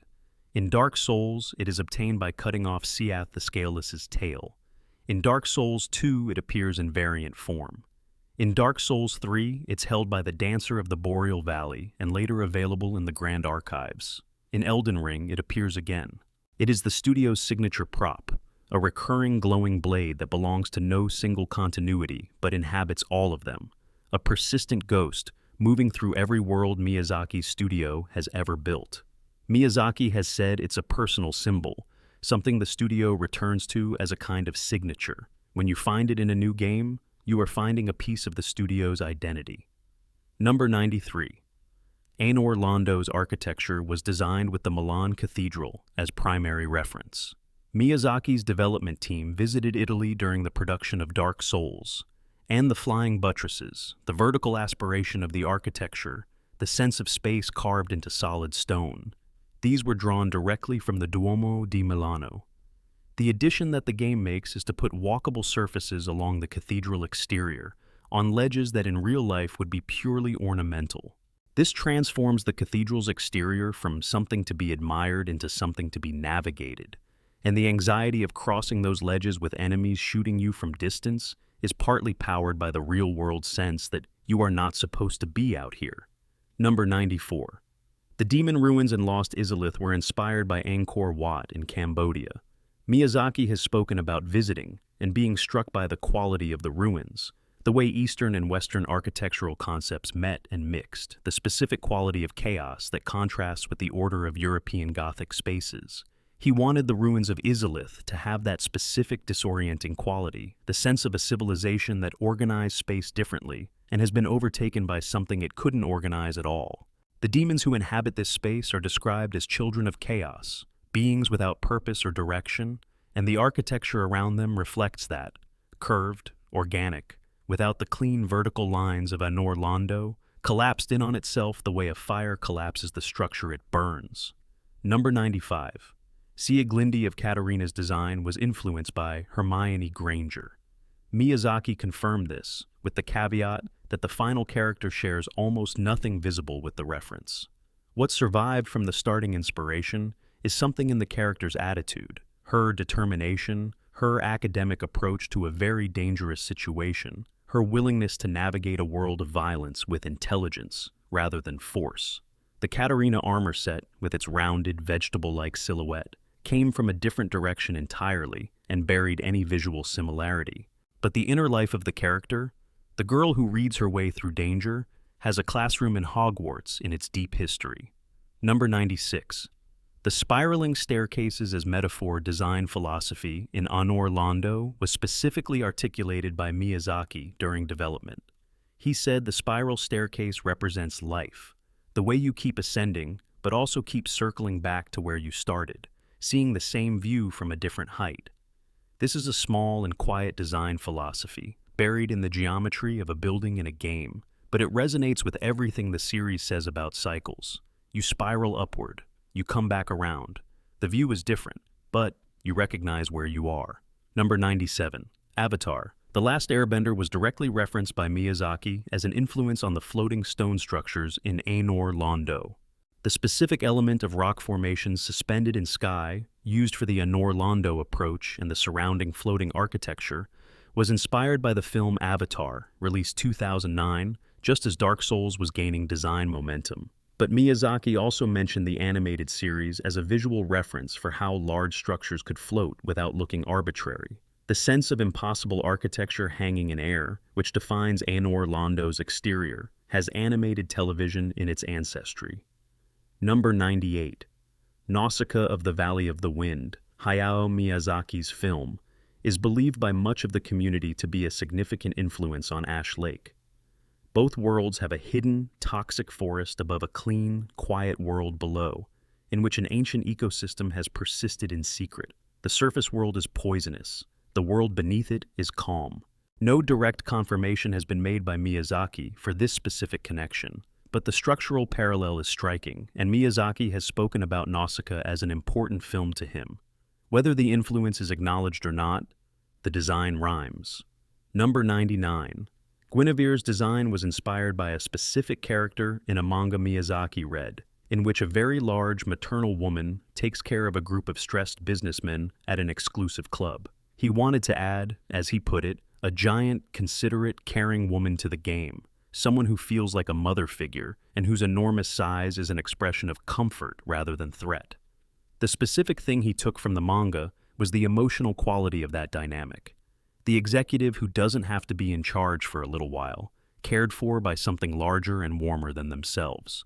This is, of course, a character who turns out to be an illusion.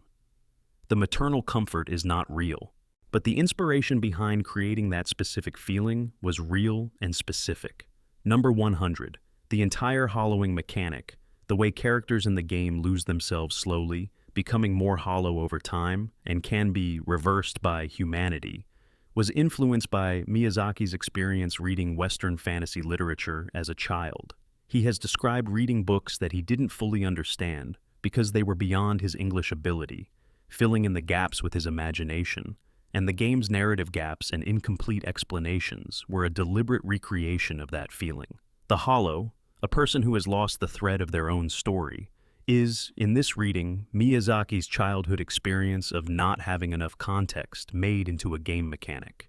You lose yourself, you can be found again, but finding yourself requires external help, a humanity held by someone else, and the willingness to accept it. Part 10, The Last 100, Details, Connections, and the Quiet Things. For this final section, we're going to move through the remaining discoveries at a slightly different pace. Shorter windows, more details, the feeling of a fire burning lower as the night gets later and the words become quieter. If you're still awake, let these settle over you like ash from a distant flame. Number 101. Oscar of Astora's famous line, "Don't you dare go hollow," is the game's thesis statement compressed into 5 words. Every hollow you kill, every NPC who loses themselves to hollowness, every empty space where a character used to be is a version of the thing Oscar asked you to resist. The line functions as both encouragement and warning, which is all a thesis statement really needs to do. Number 102. The Estus flask, which heals you, has a description that explains it was discovered at the bonfire and has been used by the undead since time immemorial. The word immemorial is doing quiet work there. It means longer than memory, longer than history. There were undead before you, using Estus before you, sitting at bonfires before you, and there will be undead after you. You are part of a tradition that predates the world you're playing in. Number 103. The bonfire itself, in lore terms, is the charred bones of the undead. Every fire you sit at to restore health, and Estus is fueled by the remains of people who died in this place before you. Every moment of rest is purchased with someone else's permanence. The fire that saves you is the fire made from the people who couldn't be saved. Miyazaki has never explained this detail in interviews, but the item descriptions make it clear. Bone ash is the fuel. The bonfires are made of people. Number 104. In Dark Souls 2, there is a detail in the main hub of Majula that most players walk past without registering its significance. At the cliff's edge, near a telescope, if you look out toward the ocean at a specific time of day, you can see a boat in the far distance. The boat never changes course. It never approaches. It is simply there, a vessel on an endless ocean at the edge of the game's world, suggesting that something beyond Drangleic exists without showing it.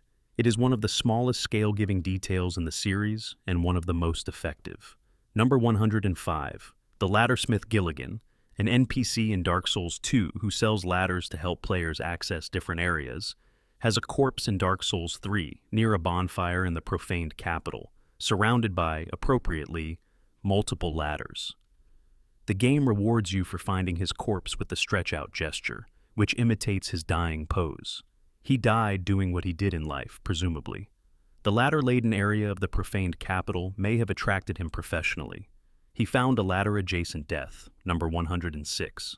In Dark Souls 3, the player's actions in the early Cathedral of the Deep, specifically opening the large doors, determines whether patches will appear in the cathedral as a disguised Sigward, tricking you into a drop. If you kill the Deacons of the Deep before opening the doors, the trigger for his appearance there is missed entirely.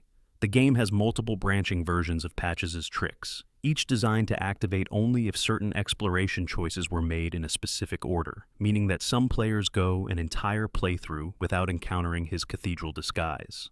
Number 107. Andre the Blacksmith in Dark Souls 3 is the same Andre from the first game. His dialogue confirms he has been smithing since long, long ago. He remembers Gwyn. He may be immortal in the specific way that people who never leave their forge and never stop working become immortal. Not through magic, but through the accumulation of a life that has become inseparable from its purpose. He is the one continuity across all three games who simply kept doing his job, quietly, without becoming a villain or a hollow or a symbol of anything except steadiness. In a series about cycles and collapse, Andre is the thing that doesn't cycle, he just works. Number 108. The name Artorias may have been drawn from Arthurian legend, specifically the knight archetype of the noble champion who falls while questing and must be avenged or honored. The connection to Arthurian tradition extends through the game, knights with specific roles, a king who cannot hold his kingdom together, a table of heroes who each represent a different virtue and a different doom. Gwyn's court at Anor Londo is structured like an Arthurian court in its fragmentation. Each of the four knights went in a different direction and met a different end, just as the Round Table's knights dispersed across different quests. Number 109. The music for Gwyn's boss fight is solo piano, no orchestra, no choir, no drums. After a game full of enormous orchestral compositions for its major boss encounters, the final confrontation is accompanied by quiet piano.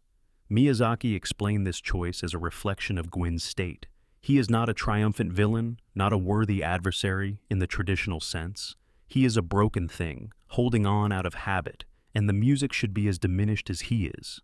The piano piece has been analyzed extensively and is compositionally melancholic. It is not a battle theme, it is a funeral theme played in the wrong room. Number 110. The final Dark Souls boss music from the first game was composed with intentional softness, but in Dark Souls 3, the Soul of Cinder's second phase reverses this completely. It pulls from Gwyn's original theme, but transforms it into an orchestral arrangement that is grand and full and powerful. The souls of everyone who ever linked the fire are in the Soul of Cinder, including Gwyn. The second phase is Gwyn remembering himself.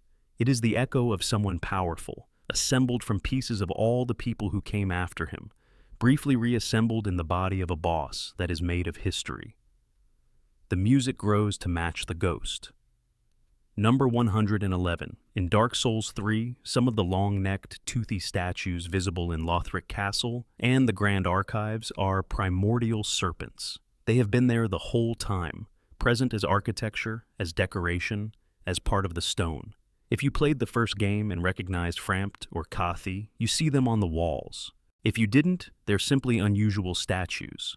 The game plants its oldest figures in the background of its newest world and waits to see whether you're paying attention. Number 112. The entire area of untended graves, accessible by breaking an illusory wall behind Osiris's boss arena in Dark Souls 3, is a version of Firelink Shrine in complete darkness. Same layout, same positions for everything, empty bonfires, dark sky.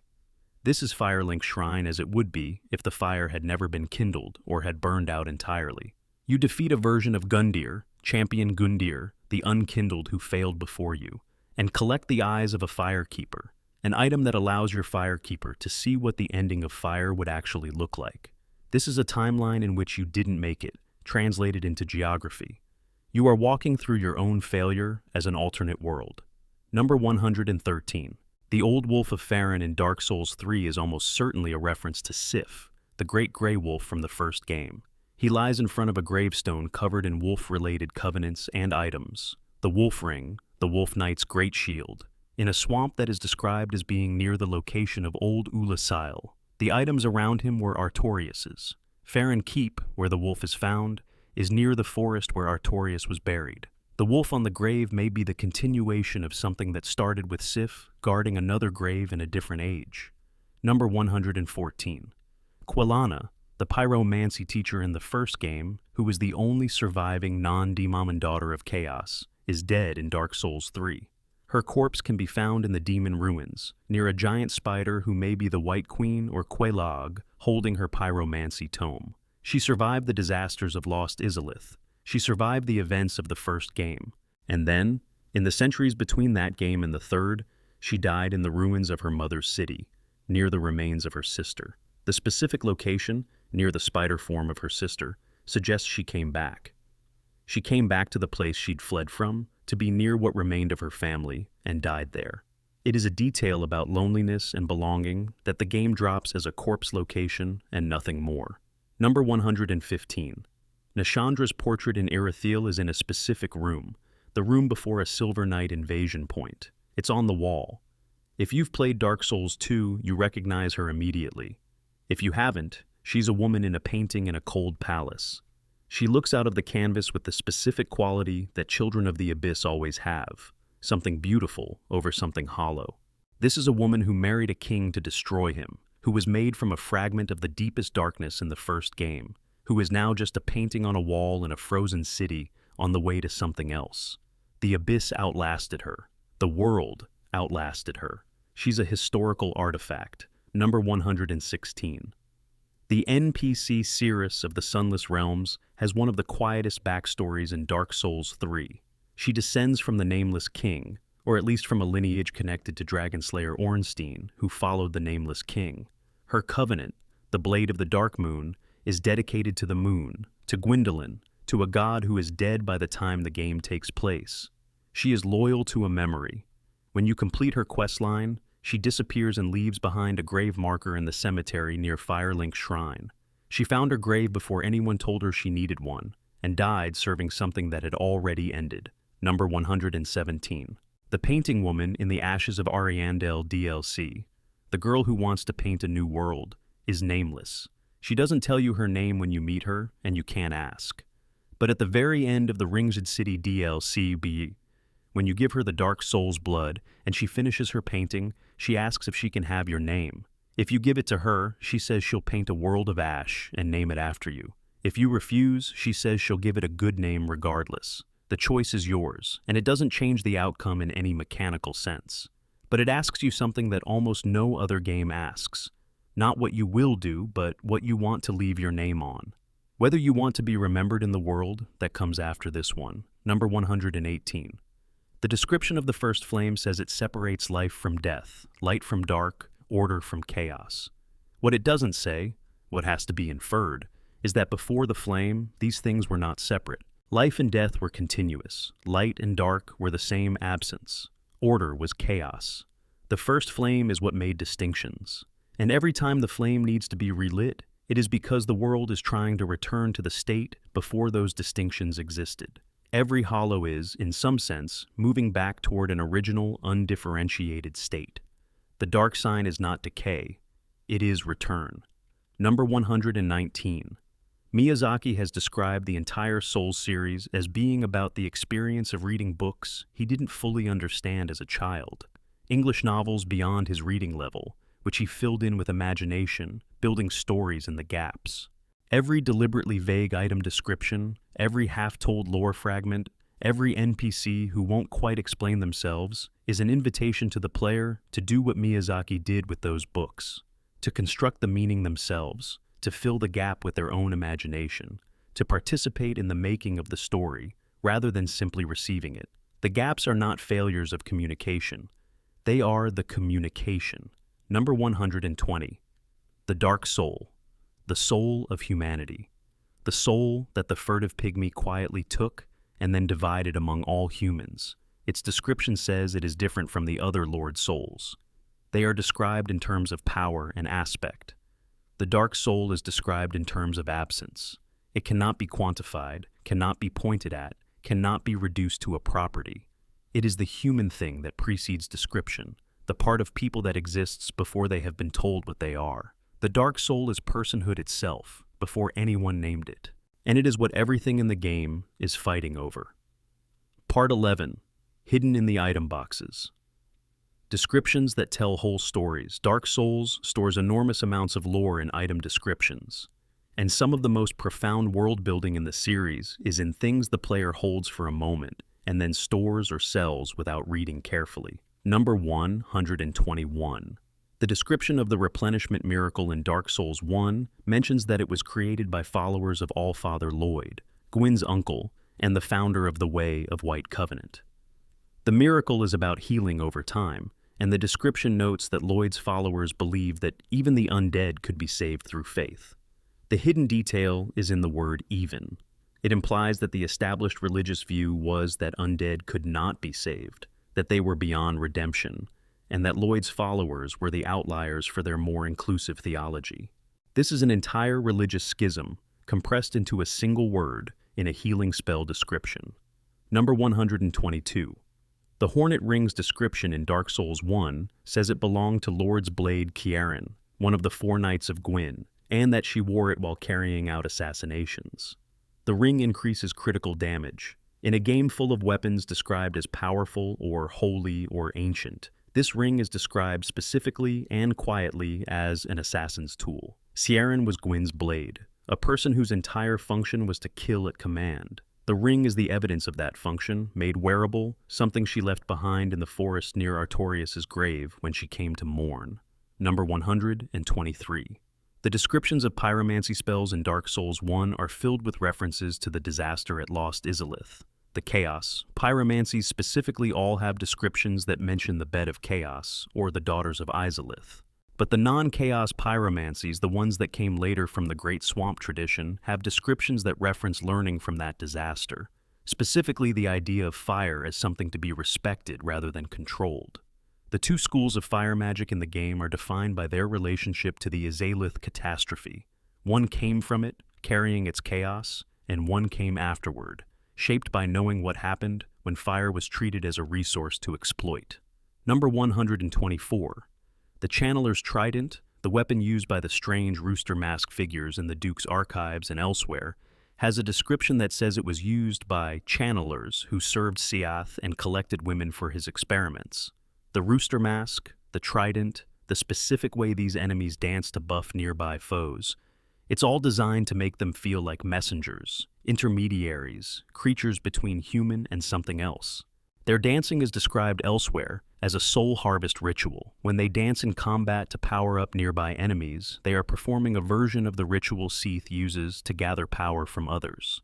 Number 125. The description of the Chloranthy ring in the first game says it was named after a woman, which means the ring was created in someone's honor rather than simply being a functional piece of jewelry. This is one of the few items in the game that has a dedicated human origin. Most items are ancient or divine or simply found. This ring has a memorial quality, a person commemorated in an object that increases stamina recovery. The woman named Chloranthy is never identified elsewhere in the game. She existed. Someone made a ring for her. The ring outlasted everything else about her. Number 126. The Dragon Greatsword, found at Ash Lake by cutting the tail of the everlasting dragon, has a description that says the scales came directly from the ancient dragon, meaning the weapon is literally made of him. It's not a sword inspired by dragons. It's a dragon's body, transformed into a sword.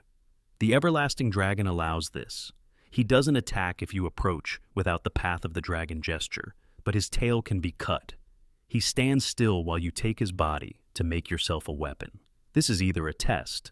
The dragon wants to see whether you're the kind of person who would exploit his stillness, or it is an offering. The game doesn't tell you which. Number 127. The item descriptions in Dark Souls 3 for the Ringed Knight set describe the armor as belonging to men who served Gwyn before the Age of Fire fully began, who followed him in battle against the everlasting dragons, and received in return a ring that branded them. The brand on the Ring Knights' bodies is described as preventing the dark from growing within them, the same dark that the Ringed City was later built to contain. These knights are the oldest humans in the game. They have been wearing their brand for longer than most civilizations have existed. The rust on their armor and the darkness leaking through their eyes tells you how long that has been. Number 128, the Wolf's Blood Swordgrass Covenant item in Dark Souls 3, which you collect to rank up with the Old Wolf of Farron, has a description that says it is proof of a hunted beast, and that it grows on the graves of the Abyss Watchers. The Abyss Watchers, who you fight as a boss, spent their lives hunting the Abyss and were eventually consumed by it themselves. The swordgrass grows from their graves.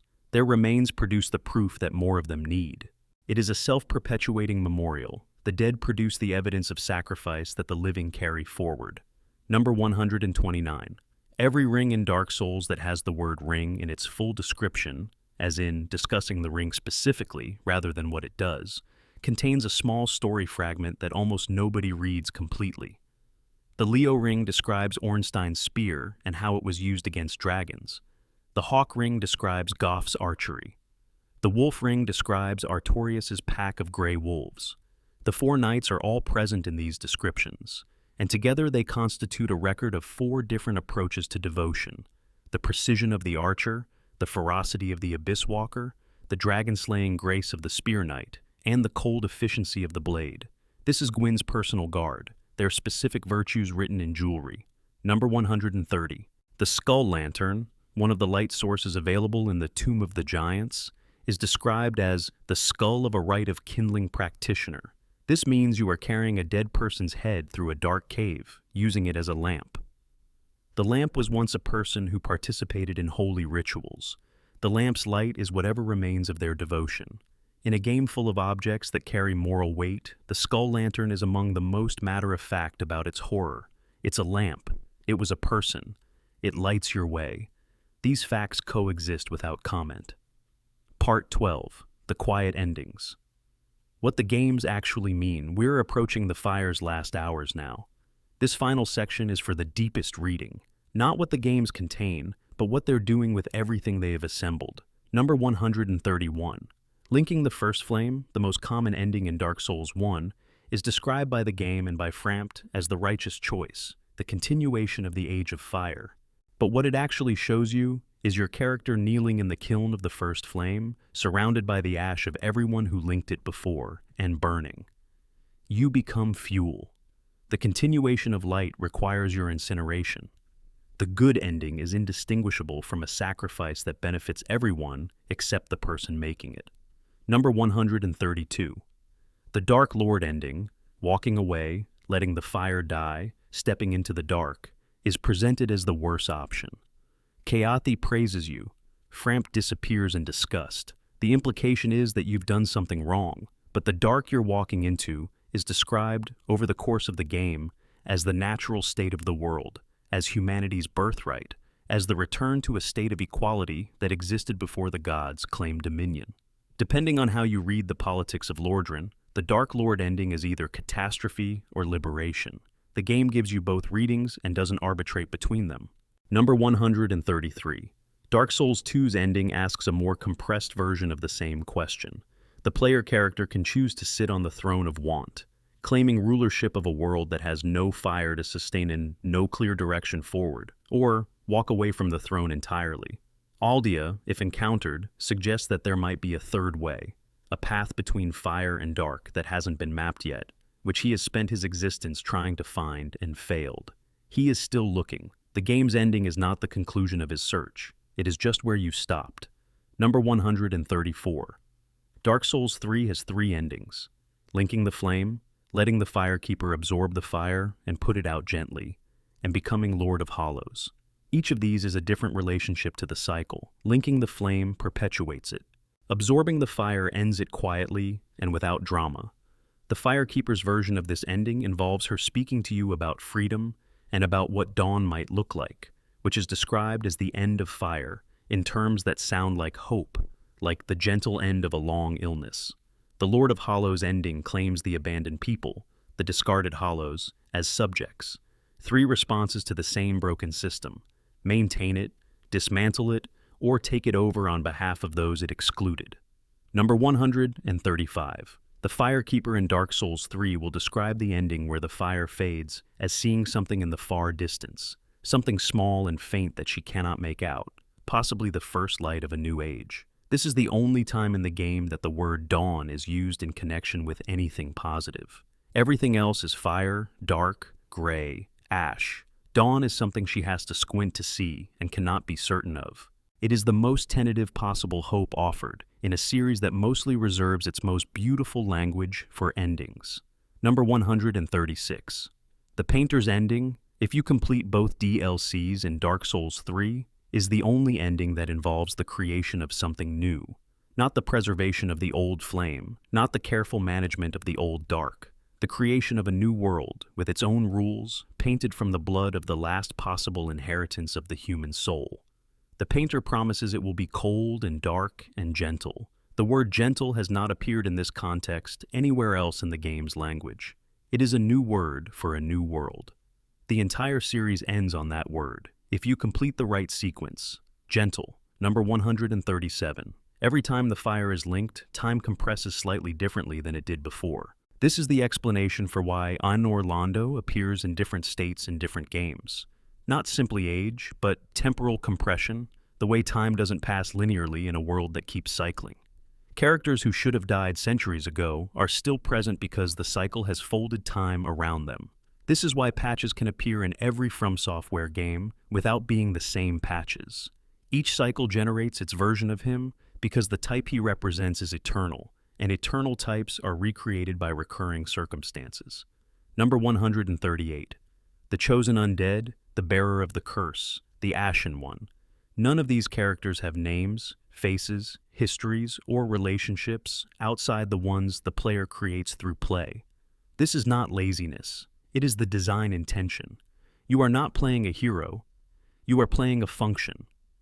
The function that the cycle requires at this particular moment. Heroes have names because they change things. Functions don't need names because what they do is the same regardless of who performs it.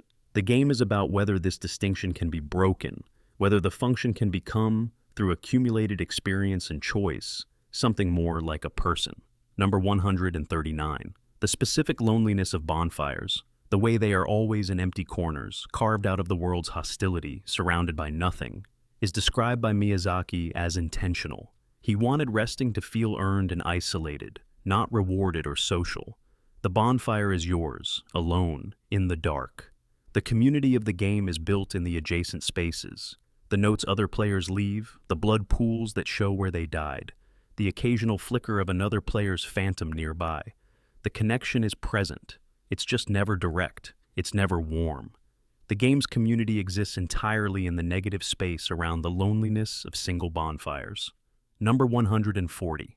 The Undead Curse is, at its most literal, a description of what it feels like to be unable to die and therefore unable to let go.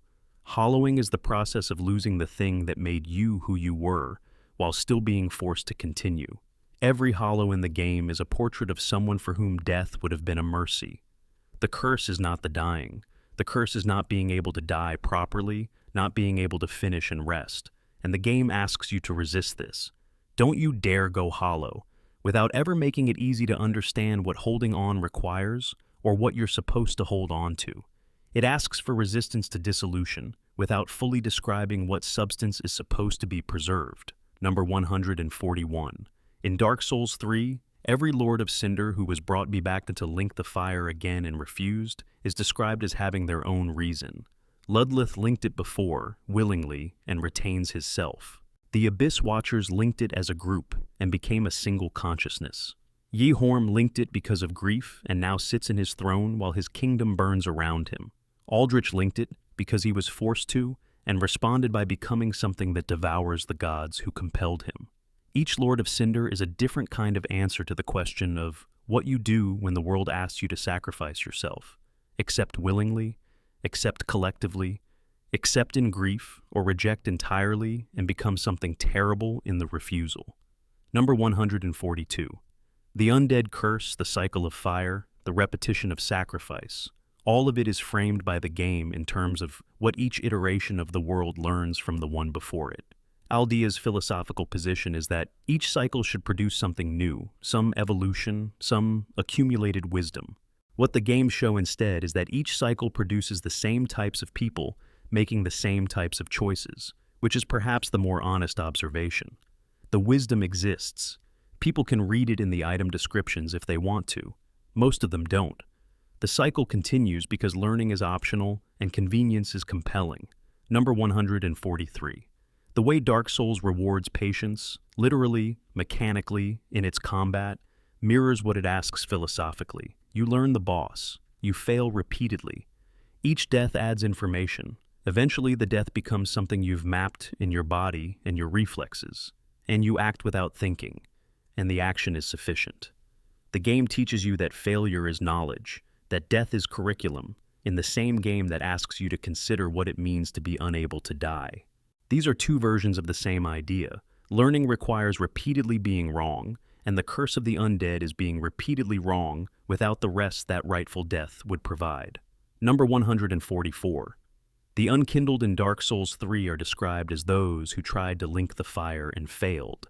They burned completely without achieving the linkage, leaving behind ash. You are ash. You are the remains of a failed sacrifice. The game begins in the cemetery of ash, because you are literally what couldn't complete the task you were built for. And the question of the game is whether that failure, that having been tried and found insufficient, can be transformed into something that's sufficient after all. Most of the time, by the game's endings, it can be, though the costs are difficult to enumerate. Number 145. Miyazaki has spoken in interviews about finding beauty in impermanence, in things that are almost finished, almost understood, almost whole but not quite. The item descriptions that cut off before giving you the full story. The NPC questlines that end without resolution. The boss fights where you only know half the history of who you're fighting. These are not bugs. They are aesthetic choices made by someone who believes that things are most beautiful in the moment before completion, that the gap between almost known and known is where the imagination lives most richly. Number 146. The title screen bonfire in Dark Souls 1, the image of a single figure seated before a flame, at night, alone, was described by Miyazaki as capturing everything he wanted the game to be. Isolation, fire, the small scale of a person against the darkness they inhabit, the choice to stay near the light or to walk into the dark. The game that comes after that image is enormous and detailed and layered and full of history, but the image is the seed of all of it. A person, a fire, the dark. Number 147. The Ringed City's final moments, after Gale's defeat, include the option to simply stand in the empty arena and look at the sky. There are ruins visible in the distance. Lothric, Anor Londo, the shapes of all the places you've been, all compressed together at the end of time, reduced to outlines against a sky that is no longer properly sky. If you stand there for a while without moving, without interacting, you can see the world ending very slowly, collapsing in toward its own center, becoming denser and quieter. The game ends if you light the bonfire that appears, but it doesn't end if you just stand there. You can stay in the end of the world as long as you want. Number 148. The sound design of Dark Souls 1, particularly in the quieter areas, the Darkroot Garden, Ash Lake, the painted world of Ariamis, was specifically designed to use silence as an active element. The absence of ambient music in these areas is not an oversight. The sound designers described it as wanting the player to lean forward slightly, to feel the silence as something that has weight. The bonfires crackle, distant enemies occasionally make sounds, but the foundational layer is quiet, and the quiet is part of what these places are. Ash Lake without its silence would be a different location. Number 149. The entire series has been described by its creator as, at its most fundamental, a meditation on the experience of being a small person in a world full of things that are bigger and older than you. Miyazaki was not a gamer as a child. He came to gaming late, in his 20s, and his experience of fantasy and adventure was primarily through literature. The sense of literature, of story told in the negative space between words, of meaning assembled by the reader rather than delivered by the author. This is what Dark Souls is doing with its fragmented lore, its item descriptions, its unreliable narrators, and incomplete questlines. It is asking you to be a reader, to bring yourself to the text, to make the story from what's given and what's withheld in equal measure. Number 150. The chosen undead at the end of Dark Souls 1 stands before the first flame in the kiln of the first flame.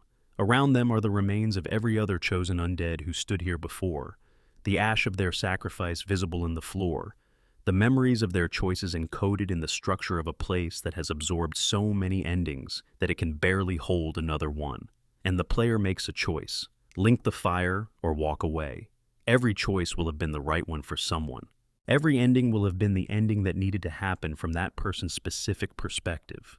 The game doesn't judge, it doesn't reward, it doesn't withhold. It simply asks what you're going to do when you're standing in front of the fire, having seen everything there is to see, knowing everything there is to know, with the choice finally in front of you. And whatever you choose, whatever you've always chosen when this moment comes, that's your answer to what Dark Souls is about. The fire burns low now, the words are quieter. Somewhere in these 150 discoveries, the bonfires and the betrayals, the architects who borrowed from the Duomo, and the creator who borrowed from Berserk, the wolf guarding the grave and the painter asking to know your name, somewhere in all of that is the thing Dark Souls has always been trying to give you, which isn't information and isn't lore and isn't even story exactly. It's that feeling. That specific, hollow, beautiful feeling of standing in a world that is larger than you, older than you, more broken than you, and finding it beautiful anyway. Finding meaning in ruins, finding worth in the act of continuing, finding, at the bottom of everything, a fire that's small but still warm. Wherever you are right now, asleep in the dark with these words still murmuring through you, or awake and quiet with that particular ache of having spent time in a world you love, I hope you found what you were looking for tonight. If you enjoyed spending this time here and want more journeys like this one, a subscription to the channel would help more than you know. And if there's a corner of the Souls universe you want to explore next, a character, a location, a theory that keeps you up at night, drop it in the comments. I read everything. Until next time, rest at the bonfire. The hunt can wait. The fire will keep. Good night. Part 13.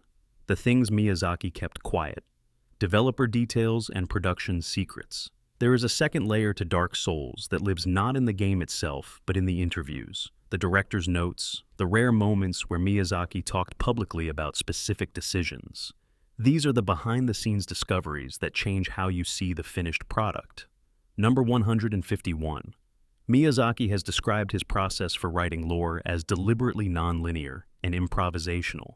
He did not design the world's history first and then build the game around it. He wrote lore as the game was being built, finding ways to make the mechanics tell stories and finding ways to make the stories suggest mechanics. The result is a world that feels organically consistent but was actually assembled in pieces, each piece retroactively connected to the others. This is why the lore rewards lateral thinking, because it was created laterally. The connections between item A and event B were built after both existed, and they were built precisely because that's how discovery feels most real. Number 152. The four Lord Souls and their relationship to the four types of power in the game, physical, fire, life, darkness, were designed to mirror what Miyazaki described as four different human approaches to existence. Gwyn's lightning is external projection, the will made visible. The Witch of Izalith's chaos flame is creation that overtakes itself, the generative impulse taken beyond sustainable bounds. Nito's death energy is the acknowledgement of endings, the way that what dies feeds what lives. The pygmy's dark soul is interiority itself, the part of being human that is too personal and too strange to be systematized. These four approaches to being alive are also the four things that can kill you in the game. Your own approaches to being alive are what's trying to end you. Number 153. The decision to make the player character customizable with no canon appearance was not made for player freedom reasons in the first instance. Miyazaki has explained it in terms of the game's relationship to the player. If the protagonist has a specific face, the story is about that person. If the protagonist's face is yours, the story is about the situation, which transfers responsibility from the character to the person playing. You can't watch a nameless, faceless avatar make the choice at the kiln of the first flame and feel nothing. The choice is yours. The face is yours. The ash is yours. Number 154. The sound of bonfires and Dark Souls. The specific audio design of the crackling fire, the subtle shift in ambient sound when you sit down, went through more iterations than almost any other sound in the game according to sound design interviews. The team was trying to capture something specific, the particular quality of warmth that happens when you stop moving in a cold place.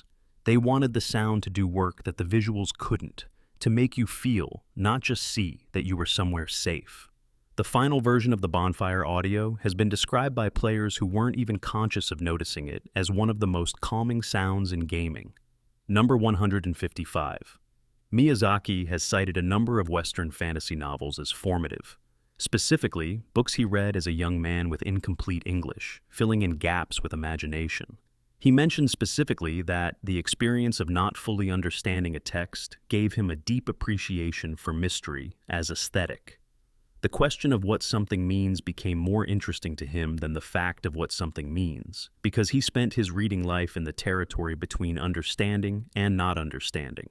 This is the territory Dark Souls lives in, and it was built there on purpose by someone who felt most at home when the text was giving him just enough and making him do the rest. Number 156. The cut content from Dark Souls 1 includes a significantly more developed version of Gwyn's backstory, specifically around the Nameless King, that was removed because it made the narrative too explicit. Miyazaki has spoken about this in terms of preferring the negative space, the silhouette of a story over the fully colored version. The removed content would have explained more directly what the Nameless King did and why Gwyn erased him. In removing it, the story became more powerful in the preserved version precisely because it became less complete. The incompleteness is the tool. The gap is the craft. Number 157. The Mimic Chest, one of the game's most celebrated trap enemies, a treasure chest that transforms into a monster when you approach it, was designed specifically to punish greed without moralizing about it. There is no lecture. There is no warning. There is just a chest that looks like reward and responds like punishment, and the player who reaches for it without checking is given the consequence of the reaching. The Mimic is the game's most elegant statement on desire. You wanted something, and wanting made you vulnerable, and here is the result of wanting. The Lloyd's Talisman puts it to sleep, which is to say, the way to safely take things is to first stop them from reacting to you. Number 158. The Vagrants, rare strange crab-like creatures that can appear in the game under specific conditions related to abandoned items from other players, are among the least documented secrets in the series. A vagrant appears when another player drops a specific type of item in their game, and it passes over to yours. They are the residue of another person's choices, made physical in your world, completely outside of any quest or system the game explains. Most players never encounter one. Some players have done hundreds of hours and never seen the specific conditions that produce one. They exist as a system that runs underneath everything else, invisible and occasional, a reminder that you are not alone in Lordran even when it feels entirely abandoned. Number 159. The pendant, which players can choose as their starting gift, does absolutely nothing. It has no effect. It grants no buff. It cannot be used. Several famous game journalists and speedrunners spent substantial time trying to determine its hidden function after Miyazaki hinted in an early interview that it might matter. It does not. When asked about this directly, Miyazaki said he was sorry about that specific hint. The pendant is either a philosophical statement about meaningless objects carrying perceived value, or a sincere joke by a man who finds it funny to hide something that isn't hidden. The community has mostly decided it's both. Number 160. The item description for the dried finger, an item that controls invasion timing in multiplayer, says it was found on a corpse and that nobody knows whose corpse it was. It is among the most innocuous item descriptions in the game, and yet there is something in it that is perfectly characteristic of Dark Souls' relationship to history. The world is full of things that mattered enormously to someone, that shaped events, that carried significance, and whose origin has been completely erased by time. The dried finger is the most literal version of this. It was someone's finger. They are gone. The finger remains. Part 14. Across Games. The hidden connections between Lordran, Drangleic, and Lothric. The 3 games in the Dark Souls series are set in the same world at different points in the cycle, and the connections between them are not always announced. They live in geography, in item descriptions, in the reappearance of specific names and family structures, in the way the architecture has shifted and collapsed across centuries. Number 161. The geography of Lordran, Drangleic, and Lothric is suggested to be the same landmass in different states of transformation. Anor Londo's position, the way the coastlines in Dark Souls 2 correspond to implied geography in the first game, the location of Irithyll in relation to where Anor Londo stood, these spatial echoes have been mapped by the community, and the result is a rough geographic continuity across all three games. You are in the same place. The place has changed, the mountains are older, the sea has moved, but you are home, in the way that returning to a childhood place is home, recognizable and alienated in equal measure. Number 162. The Witch of Izalith's attempt to create a new flame from her own soul is the event that created pyromancy as a discipline, and also the event that created all demons. Every demon in the game is a person or creature who was in Izalith when the Chaos Flame overtook it. The Titanite demons, the fire demons, the innumerable types of fire-based enemies that appear across all three games. All of them trace their origin to one woman's attempt to replicate something the world had given only once. The demons are not invaders. They are residents of a place that was ruined by ambition. They are the Izalith disaster still running. Number 163. The old demon king in Dark Souls 3 is described as the last of the great demons. He exists in the ruins of what was once the domain of the Witch of Izalith, the smoldering lake, which contains the ghost of lost Izalith beneath it. He is vast and ancient and barely holding together. His design is of a creature whose fire is going out. He spends it in combat, and it costs him. He is the last of a line that started with the Chaos Flame's disaster, and fighting him is watching that line end. He does not move gracefully. He moves like something that has been falling for centuries and is still trying not to hit the ground. Number 164. Every demon environment in all three Dark Souls games is characterized by lava, heat, ash, and broken architecture. This is not coincidence of art direction. The demon world is specifically the world that happens when creation gets out of control. Fire that was supposed to illuminate, heating past the point of sustaining life. The visual language of demon areas is heat past the capacity to sustain, which is exactly what the Chaos Flame was, heat past the capacity to sustain. The aesthetic consistency across games is also an argument about what unchecked creation produces. The same ruins, the same heat, the same ash, regardless of which age you visit. Number 165. The specific way hollow enemies drop humanity in the first game carries a lore implication most players never stop to consider. Humanity is a fragment of the dark soul, carried by humans. When hollows drop it on death, the game is suggesting that the hollowing process severs the humanity from the person, or that defeating a hollow frees the humanity they were still carrying into a state where it can be collected. Either reading suggests that every hollow is still carrying their essential humanity inside them, even in the absence of self. The hollowing strips the person. It doesn't strip the thing that made them human. That piece survives even the loss of identity. This is either comforting or horrifying, depending on how you think about what a person is made of. Number 166. In Drangleic, the equivalent of the dark sign is referred to by different names and mechanisms, but the underlying phenomenon is the same. People who cannot stay dead, who return from death changed or diminished, who struggle to maintain themselves against a tendency toward dissolution. This cross-game continuity of the hollowing effect, present in all three games under slightly different names and with slightly different aesthetics, suggests that it is not a curse specific to one age or one region, but something fundamental to the way this world works. It is the condition of being human, in a world where the fire is always fading, and the dark is always returning. Number 167. The way the camera handles the world in Dark Souls, fixed perspective, relatively close to the player character, with limited visibility of what's around corners, was a deliberate design decision to create tension and uncertainty. Miyazaki has spoken about how the limited camera creates the sense that the world extends beyond what you can see, that every corridor might contain anything. The camera is not simply a practical choice. It is an argument about what kind of world this is, one where you can only ever see the immediate, where knowledge is hard-won and narrow, where what exists beyond the frame is always a question. It creates a specific kind of humility in the player. You are smaller than the world you're in, and you should move accordingly. Number 168. The names of the games, Dark Souls 1, 2, and 3, follow a pattern that the community has discussed extensively. The soul in Dark Souls is both the currency of the game world and its deepest philosophical object.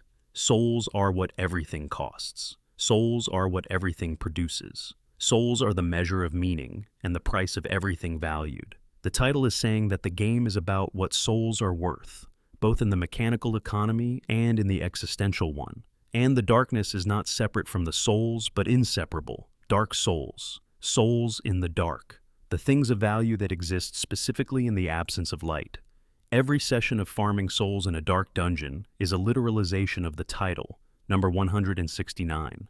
One of the most discussed hidden details in the entire series is the question of what the chosen undead's goal actually was in returning to the undead asylum after the events of the first game. Specifically, whether their intention was to find the peculiar doll or simply to return and reckon with their beginning. Most playthroughs treat the return as a mechanical exercise, but the specific object you retrieve, a doll made for you in your cell that opens a door to a painted world where inconvenient beings were hidden, suggests a player character who, in returning to their origin, also retrieves the tool that lets them enter the margins of the world, the places where things that didn't fit anywhere else were stored. The doll is made for you. The margins were waiting for someone like you to find them. Number 170. The entire 3-game arc of the Dark Souls series can be read as a story about what it costs to maintain something beautiful. The Age of Fire is beautiful. Anor Londo gleaming, the gods at their height, the world ordered and full of meaning. Maintaining it costs everything the world has repeatedly, across cycles, consuming everyone involved in the process of the maintenance. And what the games gesture toward, in their endings and their painted worlds, and their painters who want to make something gentle, is the possibility of something that doesn't need maintenance through sacrifice, something that sustains itself without requiring people to burn. Whether that thing is possible, whether the painter finishes her canvas, whether the cold, dark, gentle world she's making is actually gentle, the series ends before we know. It ends with the question still open, the canvas still being painted, the blood delivered, and the hope present but unverified. This is the most honest ending a series about cycles could give. Not the end of the cycle, but the suggestion that outside the cycle, someone is working on something new. And that is 170 discoveries across the Dark Souls series, lore and secrets, design choices and developer intentions, the beautiful and the devastating, and the quietly human things hiding in a game about monsters and fire, and the stubborn persistence of people who refuse to stay dead. The fire is embers now. The bonfire glow is low. If you made it this far, whether awake or half dreaming, you've spent real time in a world worth spending time in. Dark Souls rewards that kind of patience. It always has. And so do nights like this one. If you've enjoyed this journey and want to keep going, a subscription to the channel and a like on this video help more than you might realize. They tell the algorithm that slow, careful, detailed work has an audience. They help this find the next person who needs exactly this tonight. And if there's a corner of the Souls universe you would like to explore next, a character, a location, a detail that's been sitting at the back of your mind, leave it in the comments. I read every single one. Until next time, rest at the bonfire. You've earned it. Good night. May the good fire guide your dreams. Part 15. The Last Embers. Final details, small truths, and quiet grace. For this final pass through the world, we slow down even further. These are the smallest details, the ones that take the least time to describe and the longest time to forget. Number 171. In the Undead Burg, early in Dark Souls 1, there is a merchant named Undead Merchant who sells basic supplies. He is unhappy. He talks about his cat. He will eventually go hollow if the player doesn't keep his questline moving forward, which almost no player does because there is no questline. He just hollows on his own schedule, and there is nothing you can do about it. His hollow form is hostile. The cat he mentioned is never found anywhere in the game. This is either an unexplored detail that was cut from development or a deliberate portrait of a hollow who held onto a small, private comfort until the end. Either reading is true to what the game does with its NPCs. Everyone has something small they cared about, and the game doesn't always tell you what happened to it. Number 172. The Firekeeper in Dark Souls 1 exists in a kind of living death. She is blind, her sight deliberately removed, and she tends the bonfire at Firelink Shrine in a permanent state of suffering.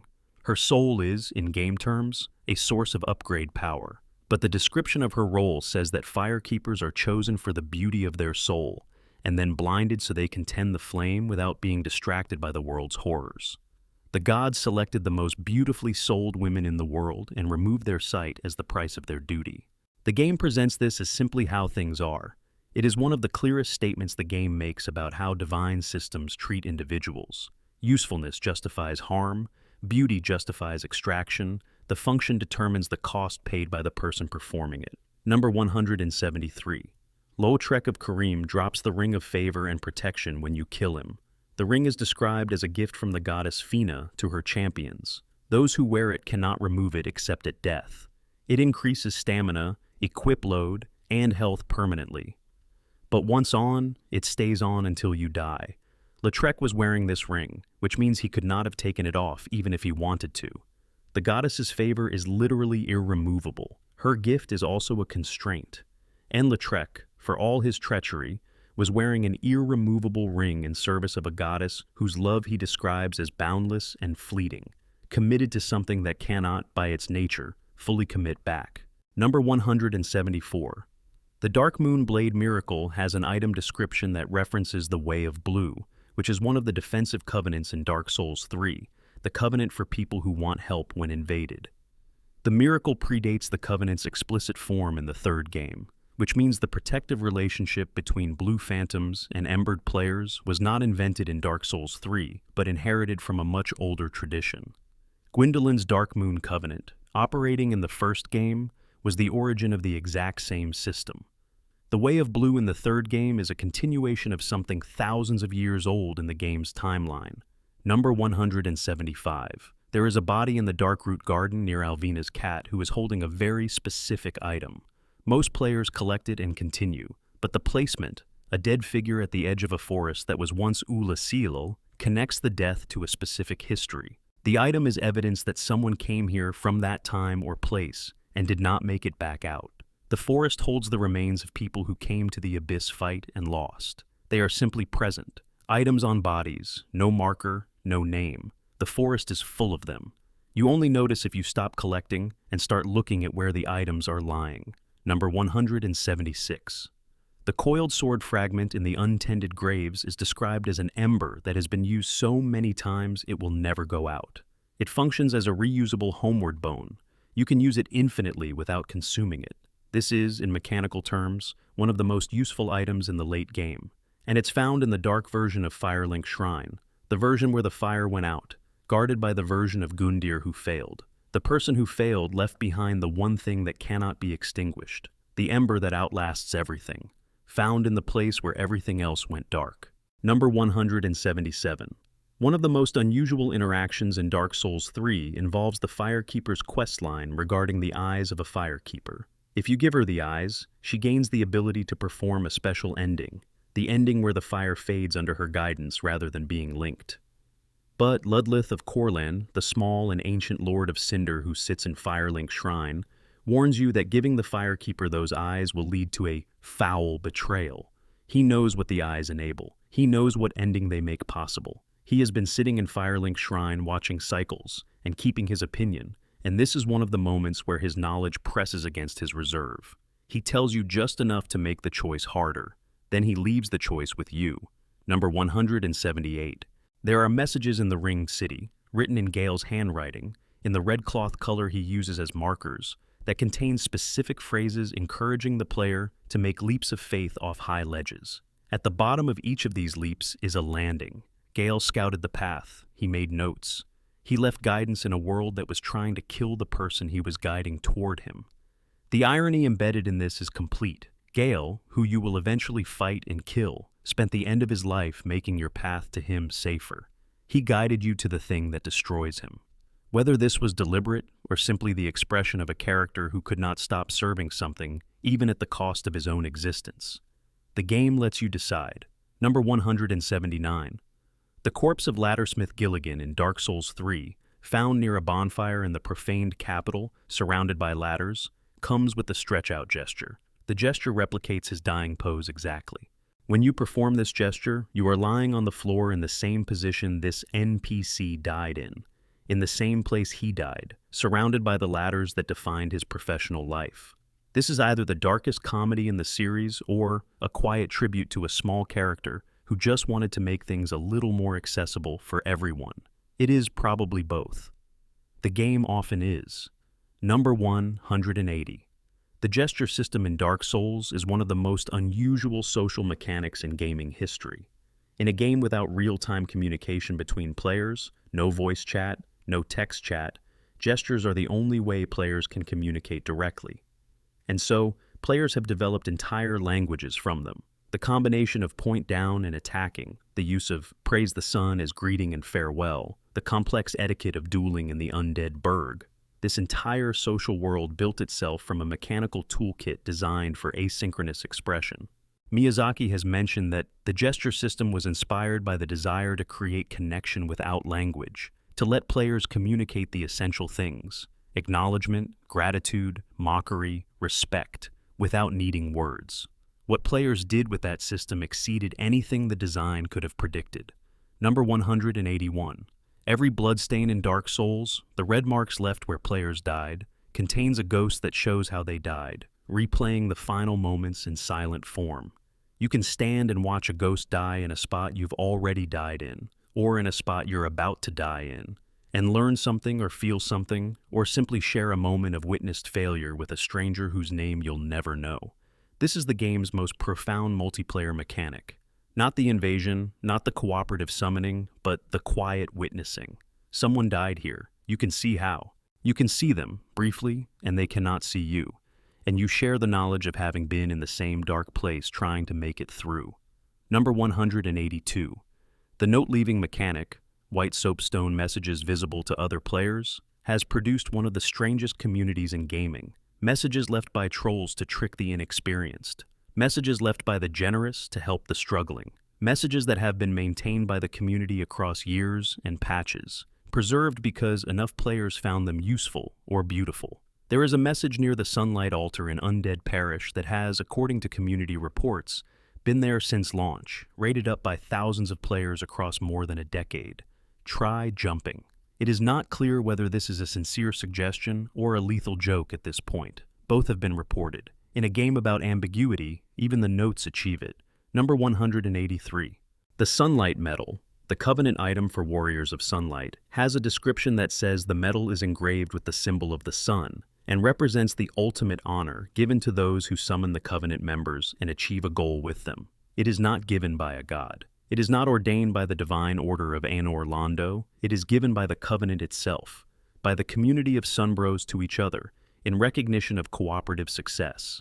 In a game whose lore is largely about the failure of institutions and the corruption of divine authority, the Sunlight Medal is an item that represents purely horizontal human recognition.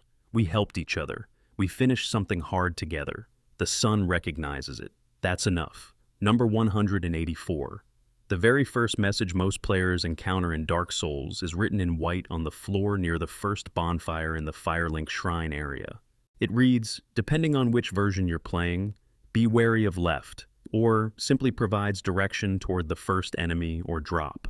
But the first message of the game is already someone else's voice, someone else's experience of this place.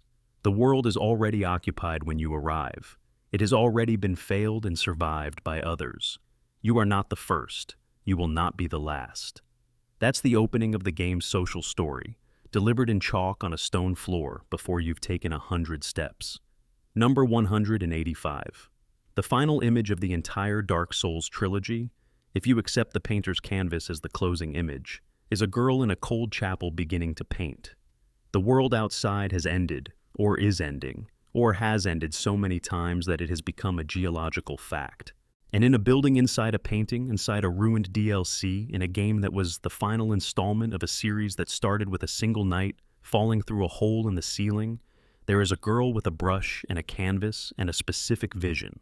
Cold, dark, and gentle. She is going to make something.